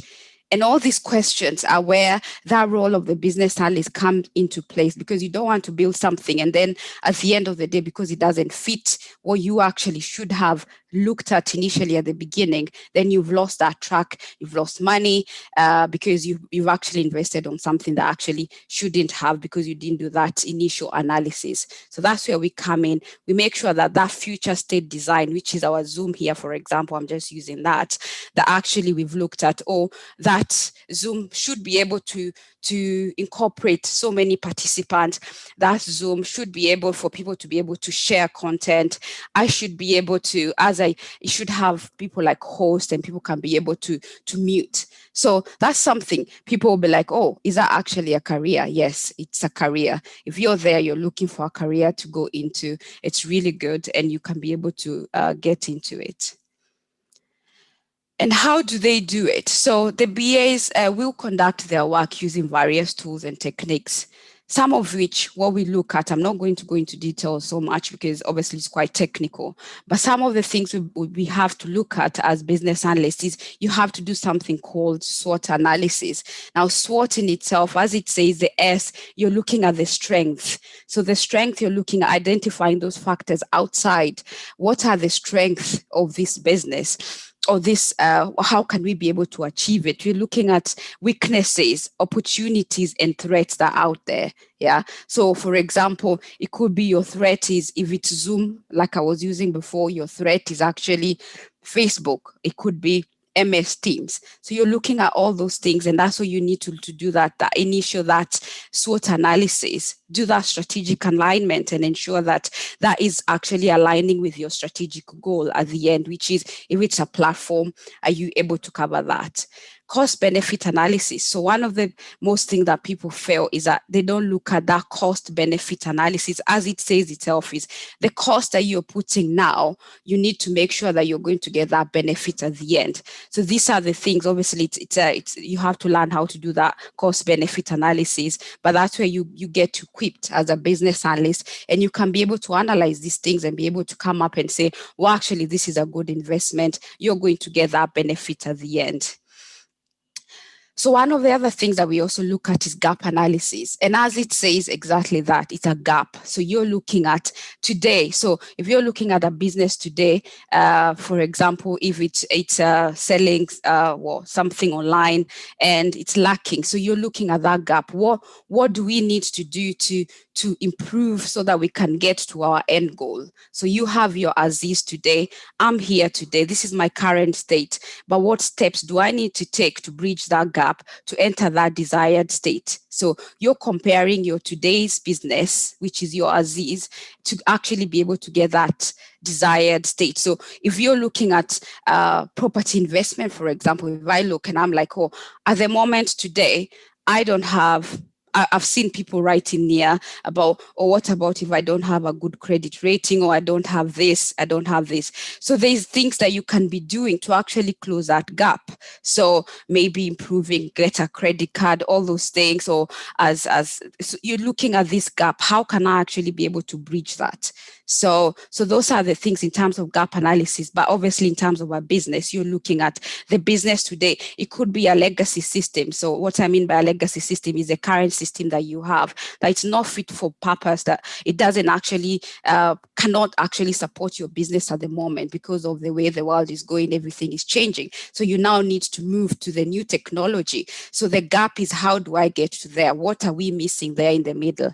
So that business analyst will come in and be able to identify that gap. How do they do that? They could go to the business areas that actually require this change, find out all that information, and from there they can be able to come up with things we call pain points. What are these problems that we have that can actually be identified, and with covering that can take us to that end goal. In terms of impact analysis, impact risk analysis, so you're trying to check in terms, if I do it today, what's our impact? If we don't do it, what do we need to change? Yeah. So you're looking at all those processes. You're looking at consideration of the impact of our proposed change. So we are proposing today that we are going to switch how we are selling our say products. We are not going to be selling it in the shops. We are now changing to doing that online. What is that impact of that digital switch to now selling that product online? So that is where you're looking at that impact. Actually, it could be a positive impact or a negative impact. That's where you need to actually do that analysis. It's not just waking up and say, I now want to do selling. I've changed from selling in the shop. I think digital is the way. As Anne-Marie have said, you need to go and do those things. You need to go and look at that risk. Okay, I'm moving from here to there. What am I going to lose? Look at your target market. Maybe your target market actually are not online. They're actually the people that are on the shop, on the street. So you need to do that analysis and understand what's the impact. Maybe at the end, you may say, actually, I need to have both. Maybe that's what I should be targeting. Stakeholder analysis. So obviously in terms of how we work as business analysts, we would work with so many other people. So you're looking at the people that say the business area that's looking to have this change to be implemented. You're working with developers who are going to be developing this solution that you've come up to. So one of the things that you have to have as a business analyst is really good stakeholder analysis. Understand your stakeholders. There are those ones who are high power. So those ones with high powers are the ones you need to go and make sure you're pleasing, make sure you understand their requirements, they're happy with what you're selling or whatever you're trying to achieve, and you're quite clear on what the objective of that project is. So all these things that we're talking about, obviously it's to do with a project, something, that change that you want to look at. So it's really important as a business analyst to actually analyze your stakeholders and understand where they're at and see, do I actually need to bother too much with this person? They're just making noise. They won't have any power or impact. Just keep them informed. They're those ones who are your high interest, and the ones I'm saying are the ones you need to actually work with more. Requirement management. So after you've actually gathered all those requirements, that you now have this solution that, yes, I'm now going to move from selling on the streets, and now I'm actually now going to move to this platform, and I'm going to do everything on Amazon, for example. And that is where you now look at that and you say, these are all the requirements. You manage that as you go. There are techniques of how you need to obviously document that. I won't go into details, but there are ways that you need to also learn as a business analyst, who do I need to talk to? It could be a survey. I need to do a survey of my area. So because I'm now trying to move from on the street, obviously high street kind of marketing there on the shop, what I need to ask my customers at the moment, do you actually think this is a good thing? So if that's a business you're looking at moving, or even, for example, you're looking at doing that property investment, you go in talking to other people and understanding all these things. So that is a way, technique of actually gathering that information, gathering all those requirements, because now you're analyzing and you're understanding your market. And then obviously you're looking at that root cause. What business analysts look at is, what is the issue? What caused it? actually, because sometimes people would just tell you something else, but actually when you go into the base of things, that's when you actually come to understand what is that root cause. And that's where that business analysts become quite crucial in the businesses, because the business people don't have time to be doing this, but we will have that sufficient time to be able to look into it and be able to provide that guidance, do that root cause analysis, have those discussions, fact find, data analysis that's there. So like Anne was talking about, you're looking at the content of the data. It tells you all those statistics that business analyst can be able to assist. And by you learning that actually as a business analyst, you're learning a technique that you can use for your own business.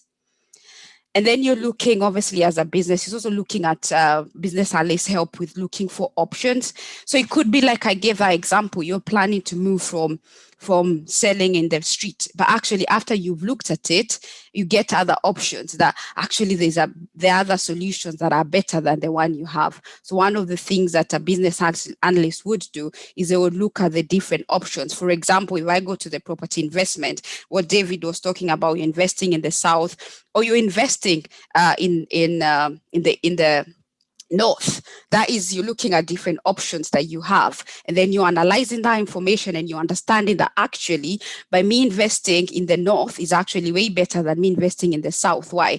And then you're looking at that exactly here, cost benefit analysis. You're looking at that cost of me investing in the north or me investing in the south. What is the benefit? And you're looking at all those options. So for you, learning that business analyst technique is actually going to help you, not just as a business, but also even if you're looking at it as a career. But so for me, I use it for both. I get money from my employer and I'm still investing. So either way, I'm actually getting something from it. So what framework do they use? So just quickly, some of the framework we would use is we look at that high level. You're looking at that strategy and the objectives. So that, as I mentioned earlier, there are techniques that you're looking. So that strategic objective at the top, what is your strategic objective is really important, because that is what that drives everything that you do. If your strategic objective is to go into property investment, then you need to go and look at the right technique to be able to understand that. It could be that SWOT analysis. You're looking at it, you're like, okay, what are the strengths? What are the weaknesses? What are the opportunities that are there in the different areas that you're looking at? What are the threats? So if you're looking at students as your target market, where are the students? So you need to look at the market and understand, okay, so if it's this property investment, then actually my students would, if it's Coventry, for example, you'll be like, oh, actually that's a diverse city. So you're aiming, you have maybe your professionals there, and doing that kind of analysis helps you to achieve that strategic goal. But you have to have that strategic goal. You can't just go into things, you have to plan ahead. Hence why you need to have that business case. Put that business case together and actually understand those values. So that's what I'm saying here. So in terms of all that, what you're doing is you investigate what you want to do. You consider all the perspectives that are there before you actually move and get burnt, because once you put in the money, unfortunately, it's gone. So if it's investing, if you're looking at whatever investment it is, ISAs, or as the one multi-marketing, whichever that one is, the one where you're channeling money, you're looking at all the perspectives that are there, and also the people that you're investing with. If you stakeholders, what's their different perspective? Analyze the needs. So as a business analyst, we need to analyze the needs. We're looking at what is a need, and that's where that gap analysis comes in. You're looking at, this is where I am today and I need to get here. How do I get there? I need to close that gap. You're looking at the different options that you have, and you're also defining that requirement that after I have looked at all this is what I want to achieve. And then you start working on it. Obviously, if it's a system, then you need to test that and make sure. And anyway, even if it's not a system, you still need to test it and test whether actually is it working. Maybe with the first property, or I invested in the north, it worked really well. Oh, then I might as well go back to the north. Maybe you say, oh, it didn't really work really well. Let me try the south. Let me try this area. Let me maybe move to maybe HMOs or whatever it is. So all these things you're looking at, they're helping you to be able to make those better decisions in the future.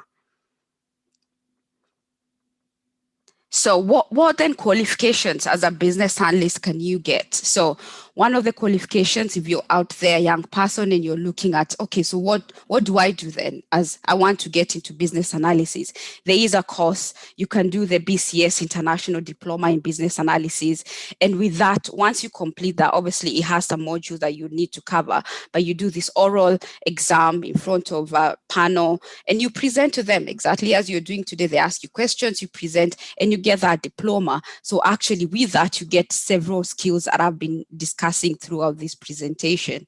So one of the skills, obviously, and competencies that you need as a business analyst is you have to have that personal quality and behavioral skills.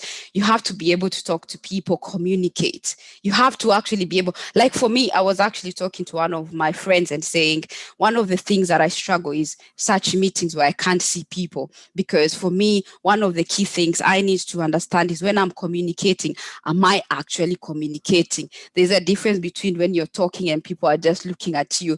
But when they smile, when they nod, when they do this, if you see somebody sleeping, they yawn, they're like, oh, you're like, okay, that one is saying, next topic, please. Those are the things that actually help you as a business analyst. One of the skills is to actually understand your audience. And that's where that stakeholder management, stakeholder analysis is really key, because you're actually pitching something and you want to see, are they actually with me or am I talking to myself? And so the other thing is having that business knowledge. So most of the things that we discussed today, it really requires you to have that business knowledge. If you're going into investment, go and do that understanding of that compound interest. Go and do that analysis of that property investment. If you're going into property investment, do you have the money? What does that mean? What is it? Don't just rush.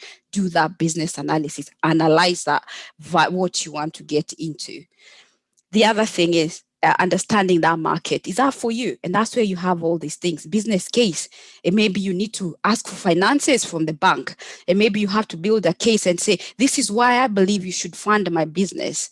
You have that business case. And that's where you need those tools, cost benefit analysis. Make them understand, go to that bank, tell them, this is why I think you need to give me money, because actually I know what I'm doing. At the end of the day, I will get that return on investment and you get the interest as well. Tools and techniques, I've gone through them as I've gone through the slide today. So that's all I have for today. Sorry, I hope I didn't take more than enough time, but I will leave it at that. And if you have any questions or if you want any support, I'm really good. I like to just support young people and even older people who would like to get into that into business analysis. Don't just think there's only one qualification. One of the things that I found when I came here is that most people actually, they just said, oh, the only thing that you can actually do is maybe nursing, or you can go into this. No, there's so many careers that people can go into. There's project management, which is kind of actually sits in the same with business analysis. There's all these things that we've been talking about, developers. For example, in my workplace, I'm actually, it's now that we've actually increased, we are now 2 Black people. The rest are all white. Where are we? Where are you? Come join me. Come join me. And so thank you so much for listening to me. And thank you so much, Edward. Over to you. Oh, thank you. Thank you so much, Regina, for that very, very wonderful and in-depth. The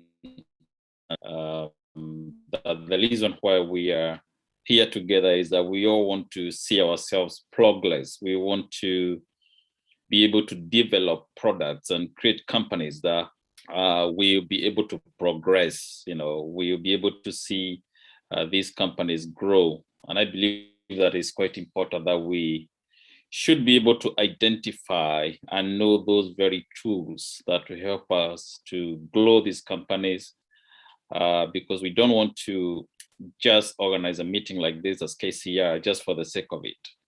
It has to have an impact. And I believe that by God's grace, we'll continue to do so. As I have continued to say, if you got any questions, please, I just send them over to the chat, and we will be able to bring them across, once we come to the end of presentations. So as we get to listen to the last speaker of tonight, so we'll just have a quick video clip, and then I will introduce the next presenter. In your life, you're going to be presented with lots and lots of opportunity to make decisions. And you have to understand that not every decision is going to be the right decision. You have to accept that you're going to have failure. And if you make 7 out of 10 decisions correctly, then you are doing extremely well. But you have to be prepared to make some wrong decisions as well. So in other words, you have to take a risk, take some chances, do some bold things.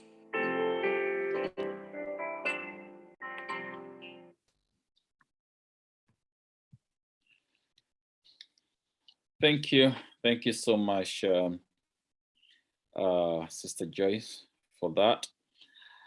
And we are progressing well. And we are now going to listen to the presentation by the last speaker of tonight.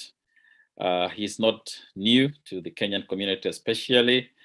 He's a man that we know quite well, especially within the recruitment and the personnel management platforms. And is none other than Mr. Gabriel Rwamba. So, Mr. Rwamba, over to you.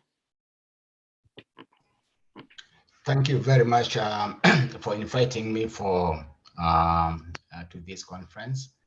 I'll start by thanking all those people who have organized this one, Jane and Edward.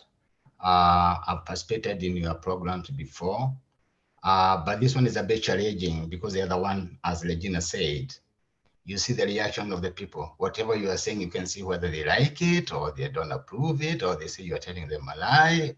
You can feel it. On the other side, it's good because I'm seated in my house. After this, I just go and sleep. I don't have to think about going anywhere. Now, I don't want to waste your time because I can see from the program as if you are running a bit late. And I want to get to the main topic that I have prepared for you. Now, I would say that when Jane invited me to this event, she never told me what to talk about. So it's really being a challenge.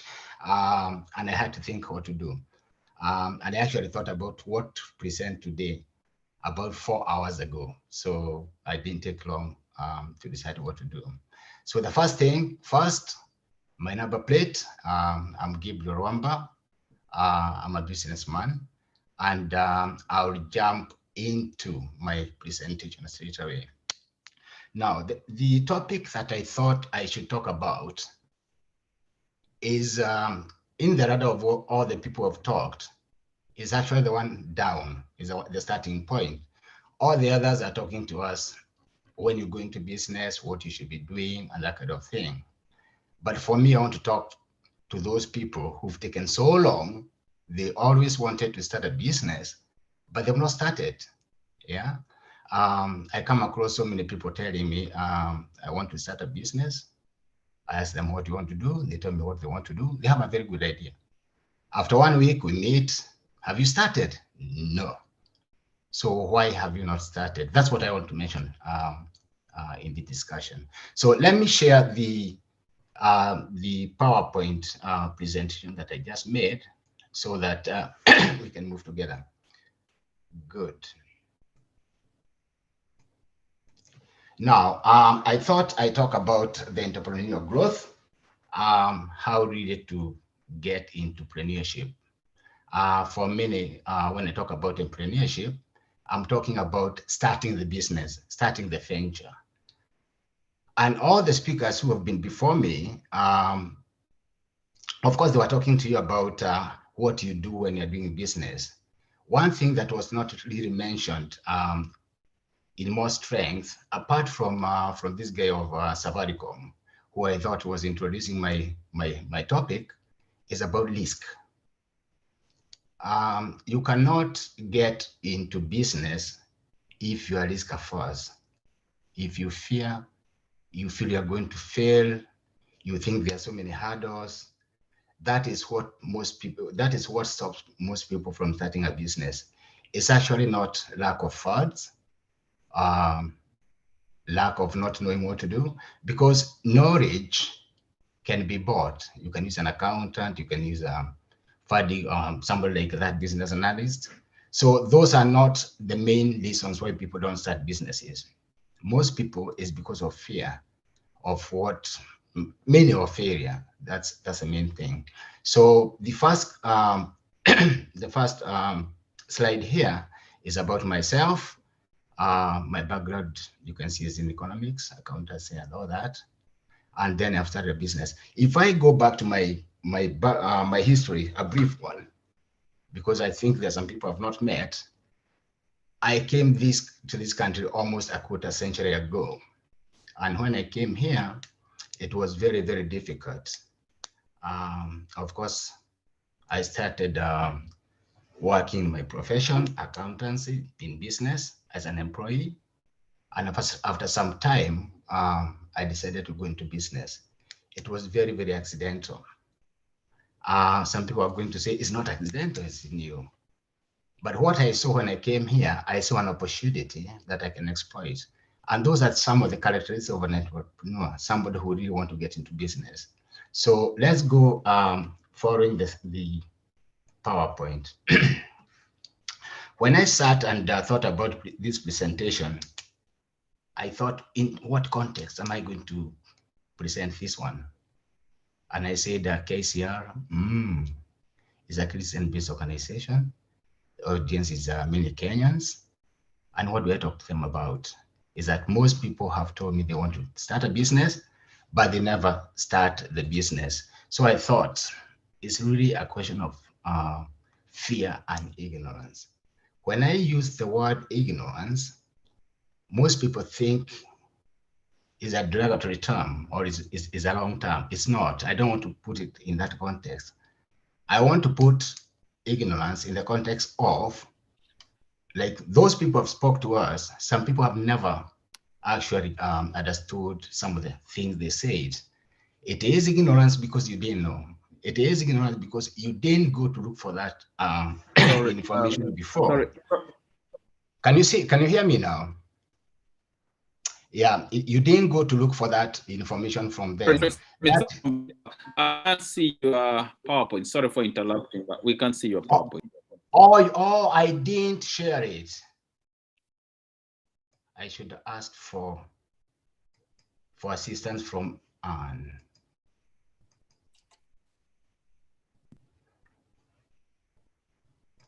Can you see it now? Yes, yeah. you can see them now. Good. Sorry about that. Anne, you should have shouted and have come for the help. So let me just recap. Of course, the first slide is about myself. Mentioned my background, and now I'm a businessman. I'm a professional accountant. I've been in business in banking. I've worked in the bank. And those ones have actually really helped me in the businesses that I do. So that's about me. There is my number plate. Now, when I thought about what to present today, I thought, what is the context? Who am I talking to?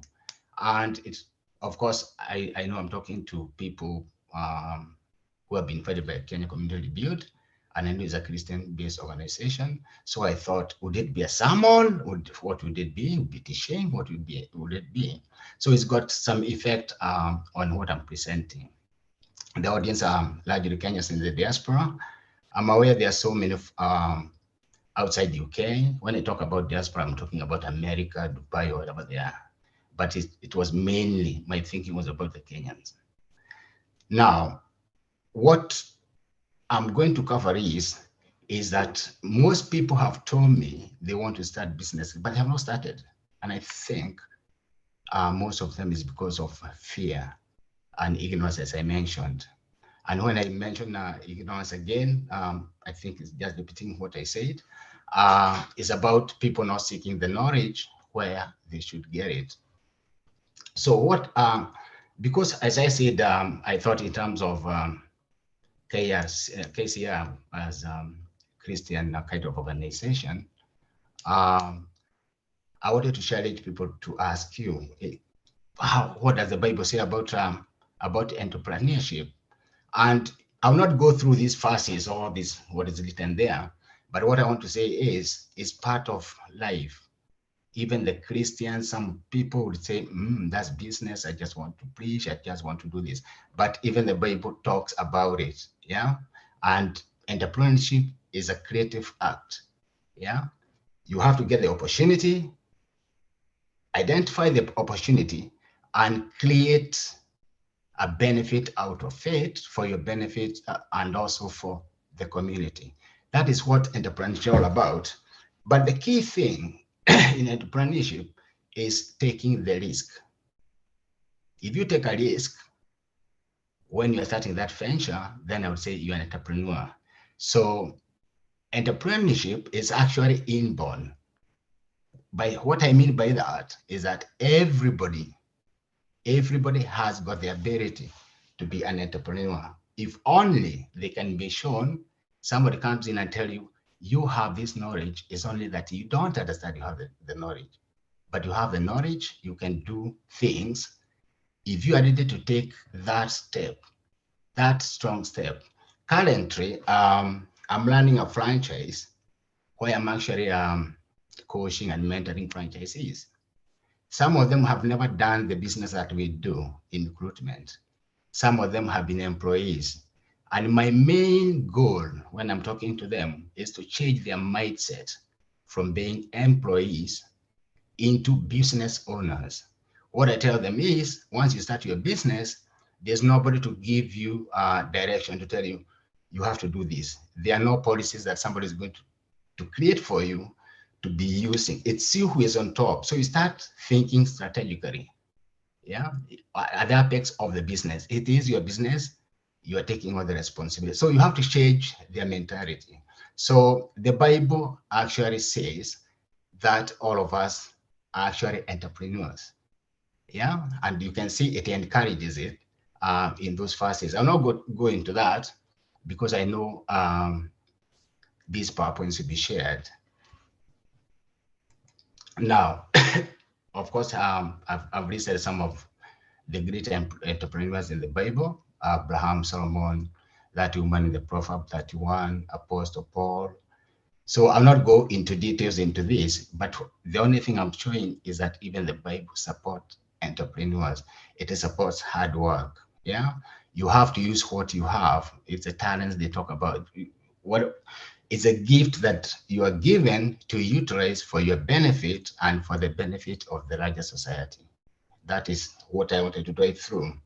Now, the key concepts in entrepreneurship, and it's not in particular order, is that you must have a passion, you must have a vision, you are ready to innovate. Yeah. And when I talk about innovation, it's not that you have to create something very new. You can actually do something very small to something existing, and it takes a more value. You add more value to it. Last week I was talking to my son, and he was asking me that, for the long time you've been in business, what is the largest lesson that you've learned in business? And it was quite challenging because I've learned quite a lot. I've succeeded sometimes, I've failed sometimes, I've come back. So I didn't really know what to answer him. So what I told him, I think what I've learned in business is one thing. You can only succeed in business if you are able to convince somebody to own what they need. Some people, they don't know what they need. And that is something I always learn when I'm doing my business. You go to a particular care home and you look at what they are doing, and you can see they may need this, but this is they cannot see. So you go back to the office, you think, how do I approach that? I'll give an example. When I started this recruitment company, I went for to meet directors of Berkshire Healthcare Trust, and they were based in Slough Town. That time, a few years ago, we used to drive through the high street. That time, their car park was very near the high street. So everybody coming to town, they were parking all their cars in the hospital car park. And it was very difficult for patients or visitors going to the hospital to park. So when I went to see this lady, she was called, I think Lloyd's or something like that. The first thing I did was really to serve her to get a car park. So the first thing I did, I told her when I got in, I told her, listen, I was almost late because I could not get parking. And she told me it's really a big problem to the hospital. So I told her, before we sit, can I give you a solution to this problem? I think I know what you need about the car park. And of course, she was very keen to hear what I can do about that. And I told her, if I give you 2 people to manage the car park for a week, free of charge, will you give me the work to supply car park attendants, people who can manage it? That is the time before they introduce the machines for car parks. And I can tell you people that I got the contract to supply 2 people throughout the week in one hospital. And those people stayed there for 7 years. Now that was only one location. After we did it so successfully, they told the other hospitals around, the ones managed by the trust, and all the hospitals in the south, all the car parks, I got the contracts to do that. So that is something I saw when I went there. That is what you need to have as an entrepreneur or somebody who's getting into entrepreneurship, to see opportunities. Once you see the opportunity, you decide and you go and think, how can I convert it to my benefit? The benefit is I was making money, and the other benefit was to the hospital as a society, so to say. So when people tell you that you are succeeding in business because it's luck, there's nothing called luck. Luck is opportunity plus timing. If you don't do it and you get somebody else to do it, you have lost it. So I keep telling people, luck does not exist. What exists is opportunity and timing. Those are the 2 things that you have to look at. So you must have a passion of what you are doing. My passion was to make money. Yeah. And I had that vision that is going to succeed. So innovation, as I told you, when I look at this list I've done here, is not only to start something new. You can change something. If you went somewhere and you see something not working very well and come with an idea, how can I change it? How can I come up with a method of maybe producing that thing more efficiently, more cost effective, more cheaply, and you go and give somebody an idea, they'll actually allow you to do it, and it will become a business. So you also have to have an organization and management skill, not necessarily through training in a class, formal class. Yeah. Have you ever thought about those old people, our forefathers, in the rural areas and everything? Most of them were doing business. It's not that they went to school, but they have it. They don't know how to call it, but they have it. They can organize things. They can manage many people.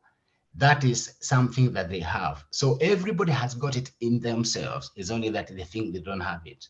So in summary, an entrepreneur is somebody who's got the skill of seeing an opportunity, starting it, organizing and managing a venture, which involves taking a financial risk. Now, there's a difference between investors and entrepreneurs.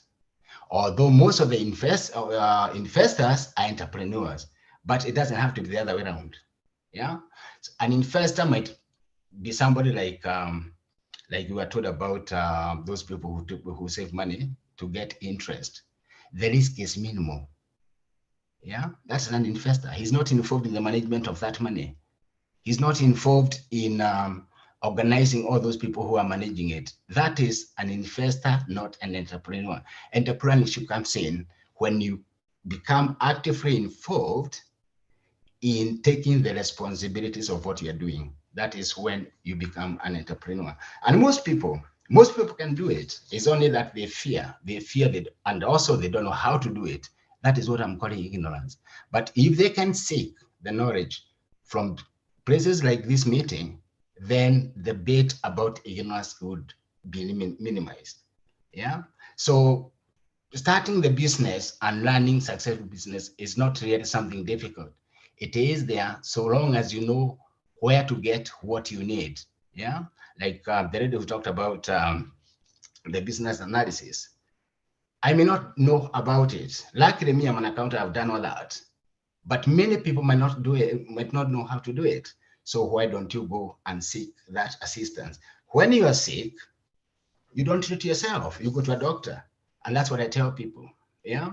You see, there's a misconception in business. Some people tell me if I employ people, they are going to be very expensive. I don't have the money to employ to pay them. But what I tell them is, don't employ somebody who is not going to make the money to be paid. Yeah. If you're running a business that is not really making money to meet its cost, is really not a business. Yeah. So these are the main concepts in entrepreneurship when you decide about getting into the ventures. Now, for you to be an entrepreneur, you need some traits, some characteristics. You must have passion of what you want to do. If you see somebody who is really chasing what they are doing without stopping, those people are passionate about it. And that is why you see that most of these performing artists, they do very well because they are doing something they love. Some of them is not because of money that make them successful. It's not because they wanted money. It's their passion they are kind of chasing, and in the process they make the money. Yeah. So you must have a passion for what you are doing. And if you have a passion for what you are doing, you try to get from everywhere any knowledge about it.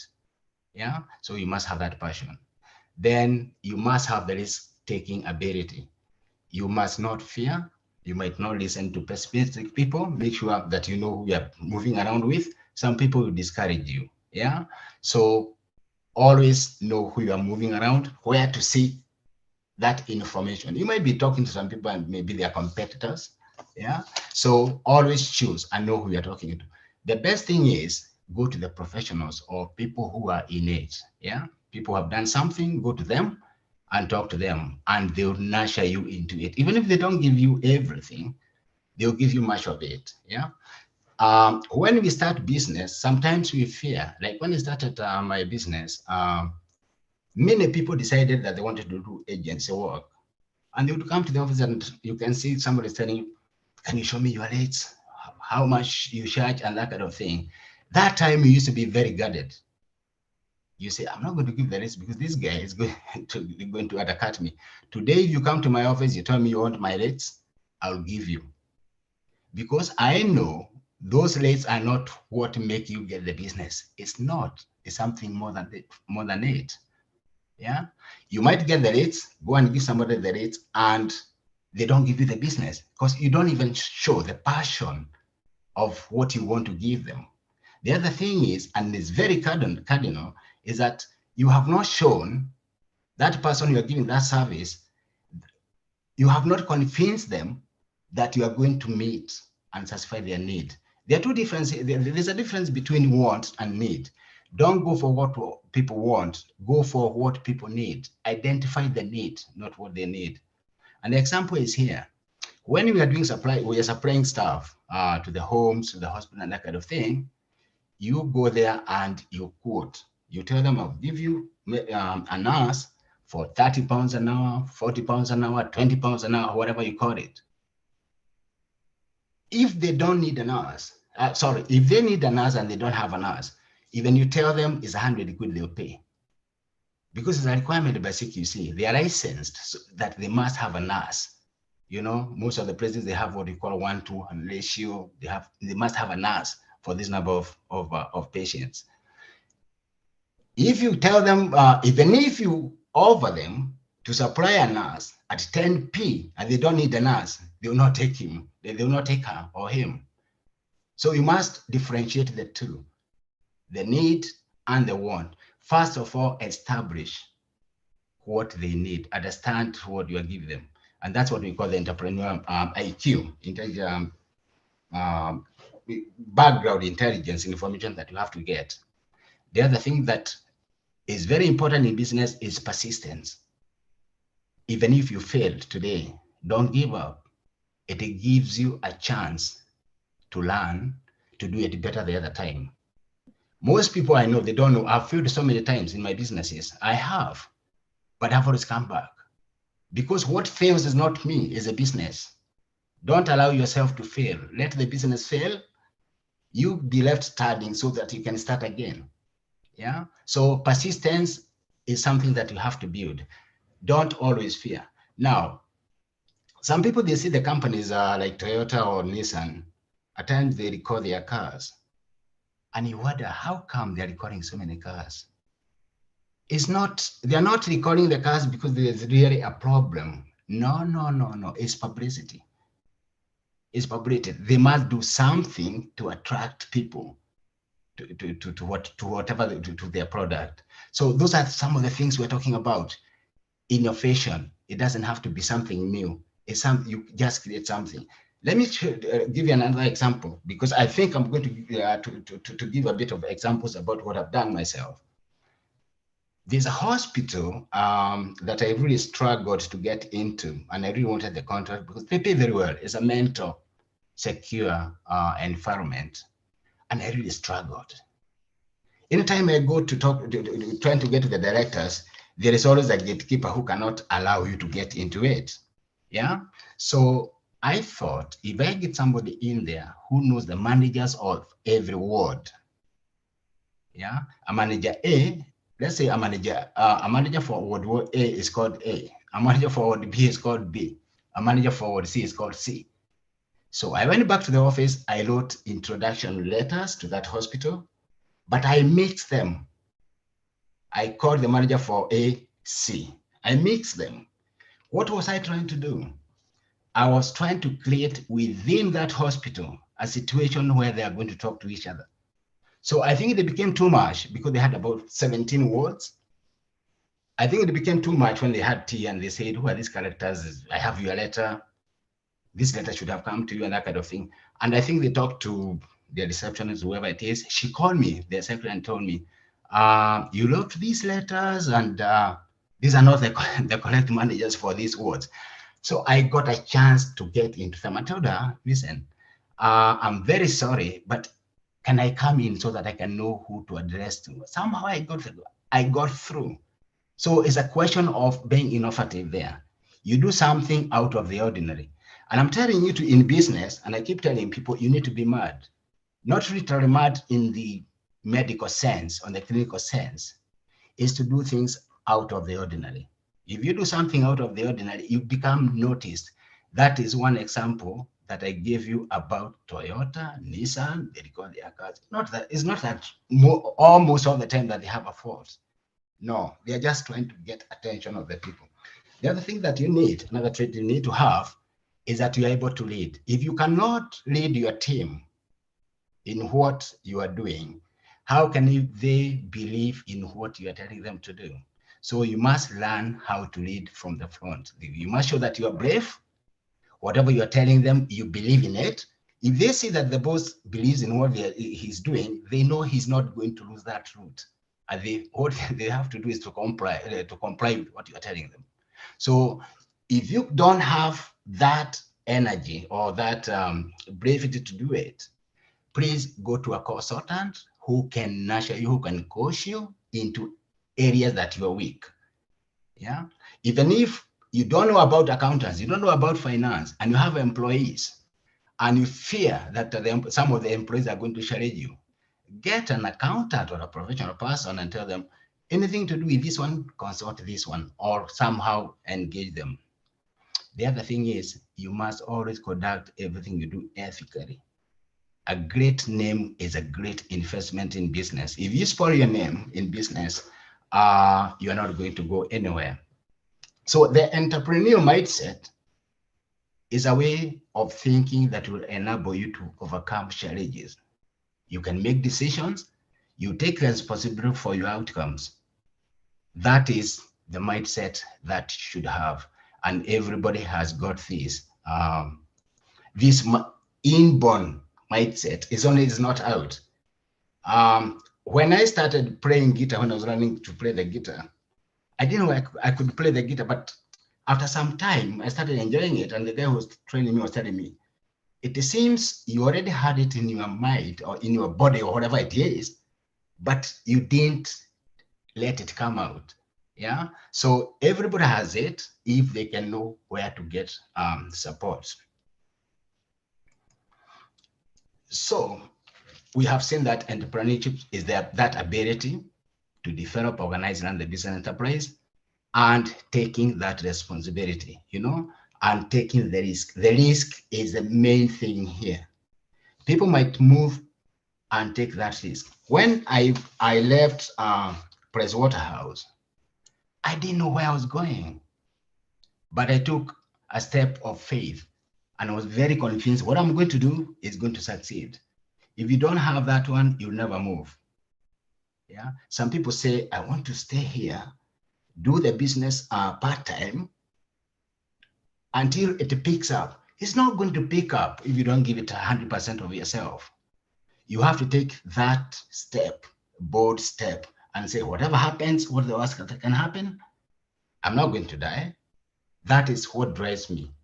I take risk of so many things. Yeah. Sometimes, but you have to assess before you do it that you are very convinced and you have that feeling in yourself that you are going to succeed. That is what drives entrepreneurship. I was trying to get some good working definitions of what we call entrepreneurship, not necessarily from the technical definitions. And I thought Wikipedia was better than the other professional dictionaries. And this is what I came across. They are talking about creation or extraction of a value. Whatever you're going to touch, you want to create a value. Yeah. And there is that capacity down there and willingness to do that. That is the main driving thing about entrepreneurship. Yeah. And also know that most startup, when I talk about startup, I'm talking about now when you get into the journey of starting that business, most of them, they fail.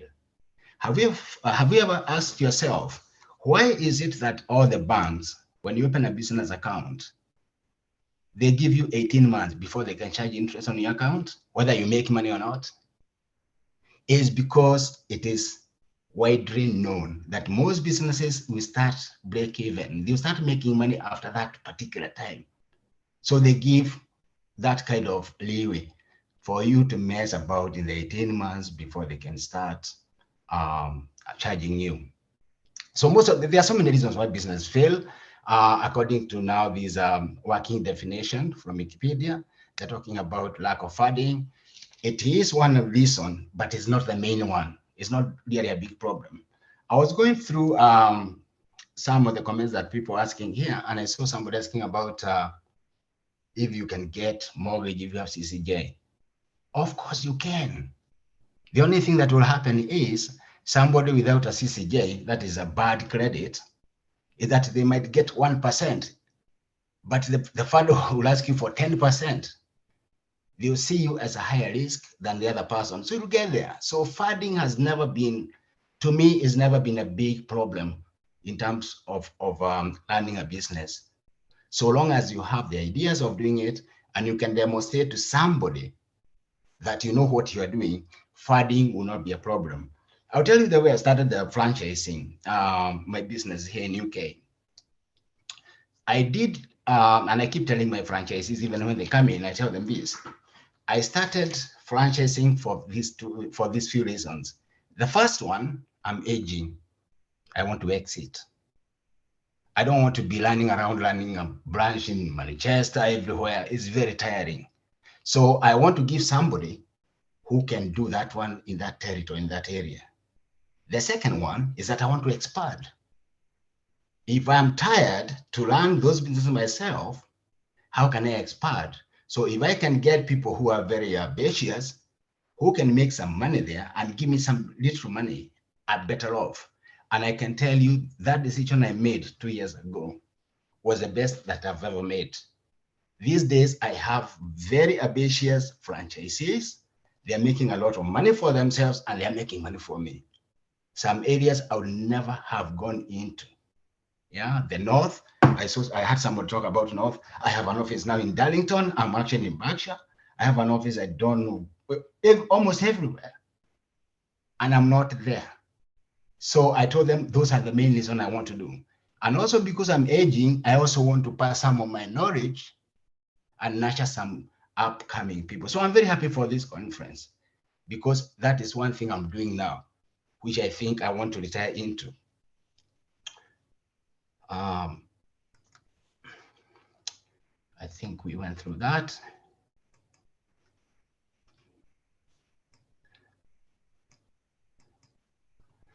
So I decided to list some characteristics of entrepreneurship which can make you succeed or fail. Yeah, because not all entrepreneurs are successful. There must be some characteristics that are required. And here I've listed them down, and I hope you read them when you access them from the website. Of course, we talked about the ability to take risk. When you are taking risk, don't just take the risk. Don't just move. That's what I said. Plan for whatever you want to do. Because they say if you don't plan, you are planning to fail. Yeah. So don't just jump before preparing yourself. Think before you jump. So to take the risk, you must assess that. In Innovation, we talked about the need and the wants. We talked about the vision and leadership. We said you must be open-minded and flexible. What this means is, because you have the plans, always think about this. If this one doesn't work, what am I going to do? If things change, what am I going to do? Yeah.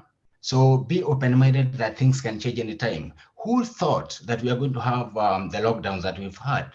Most business closed.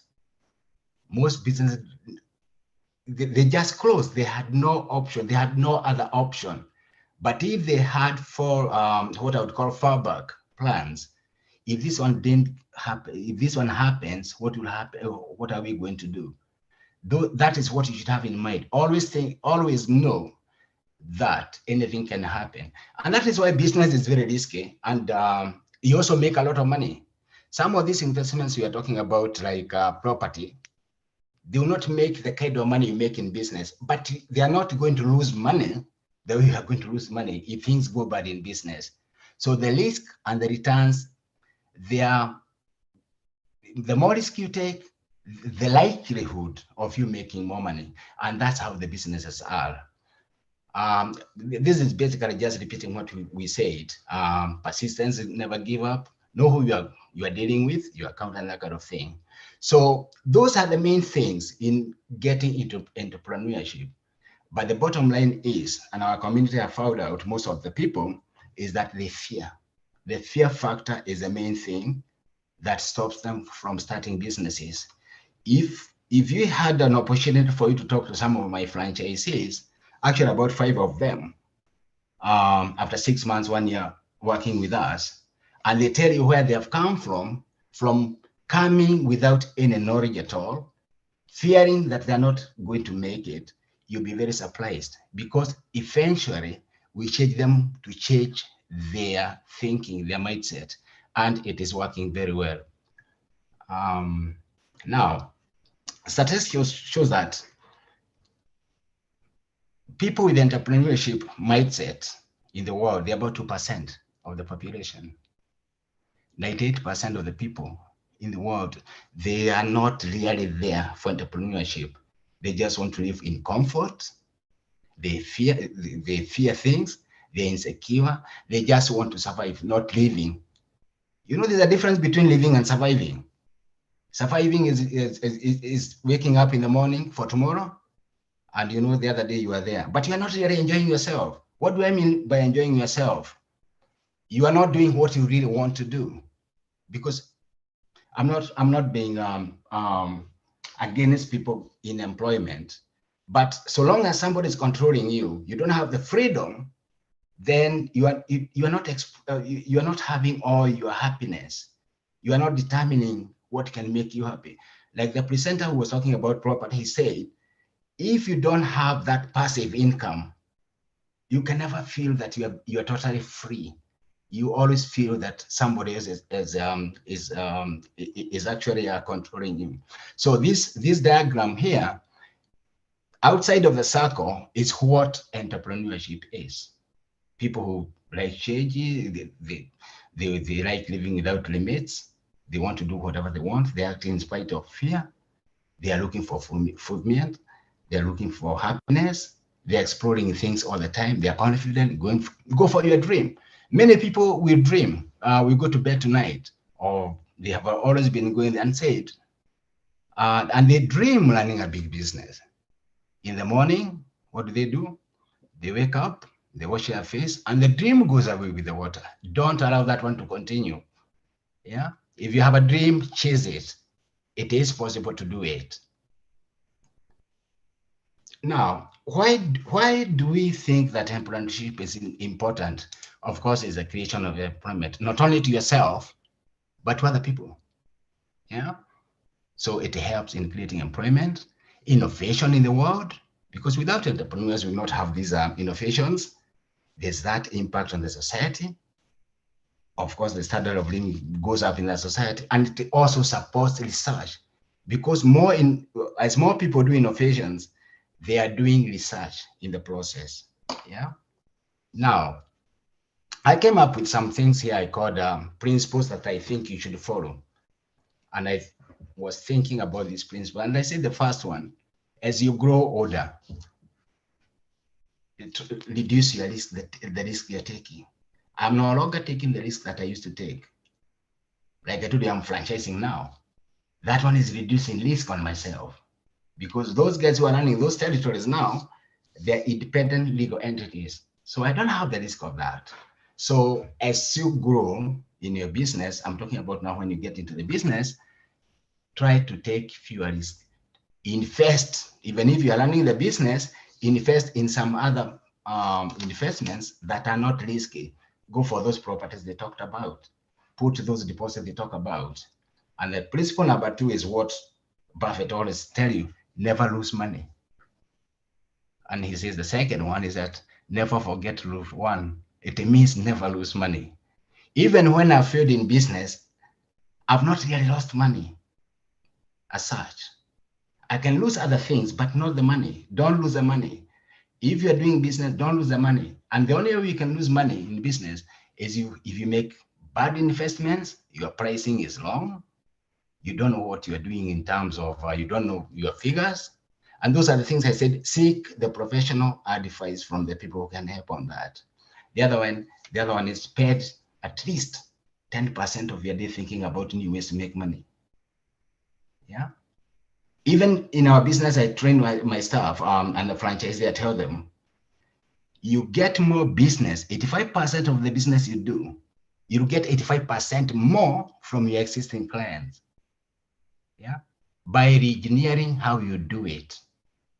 If you improve your service to them, they'll give you more work. If you get more engaged with them, they'll give you more work.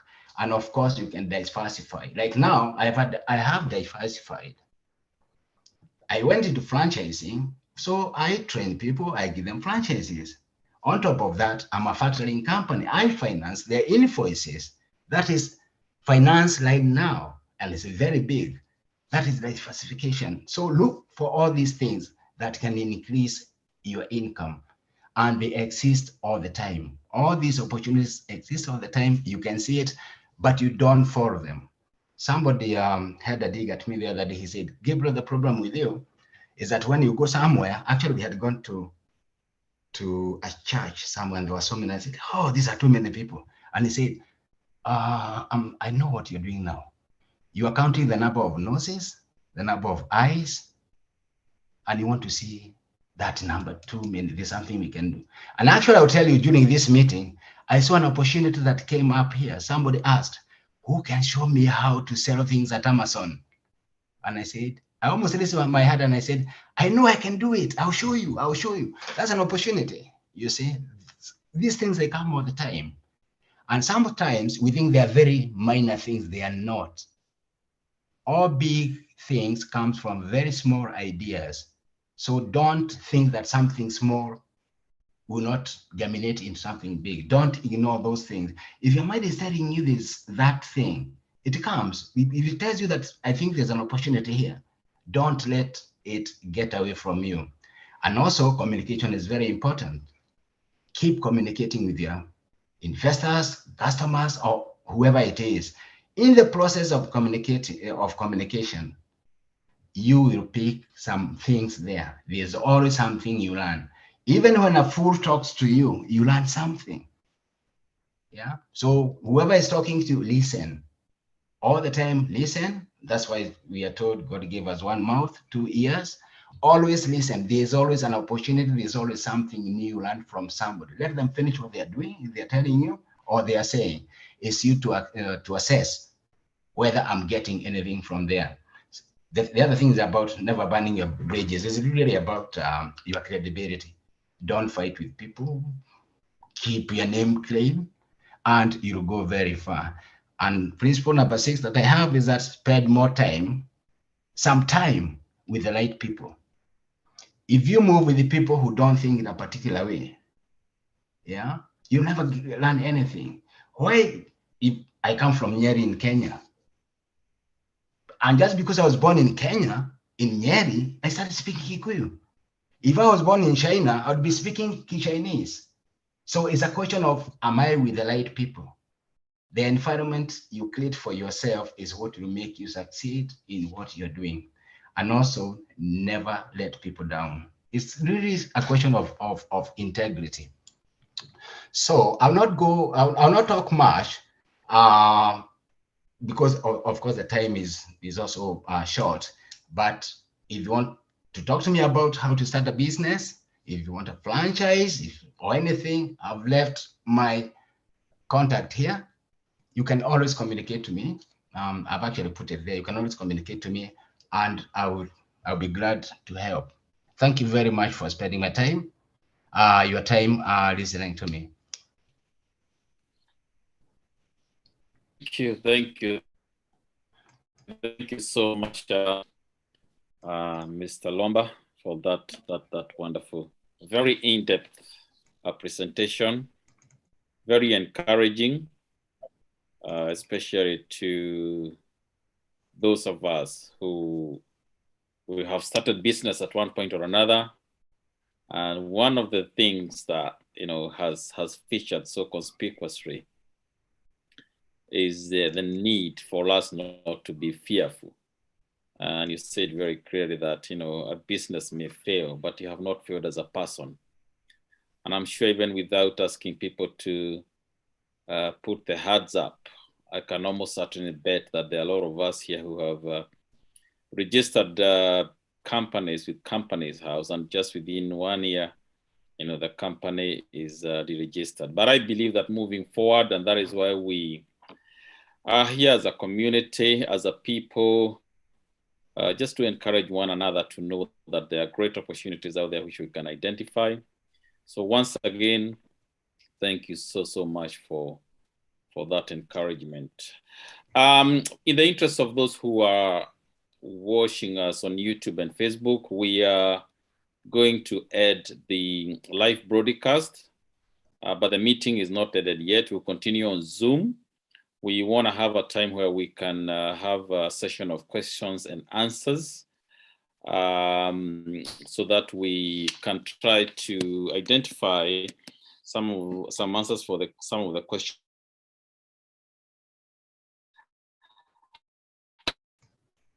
In the interest of time, we may have to just consolidate some of them, because I believe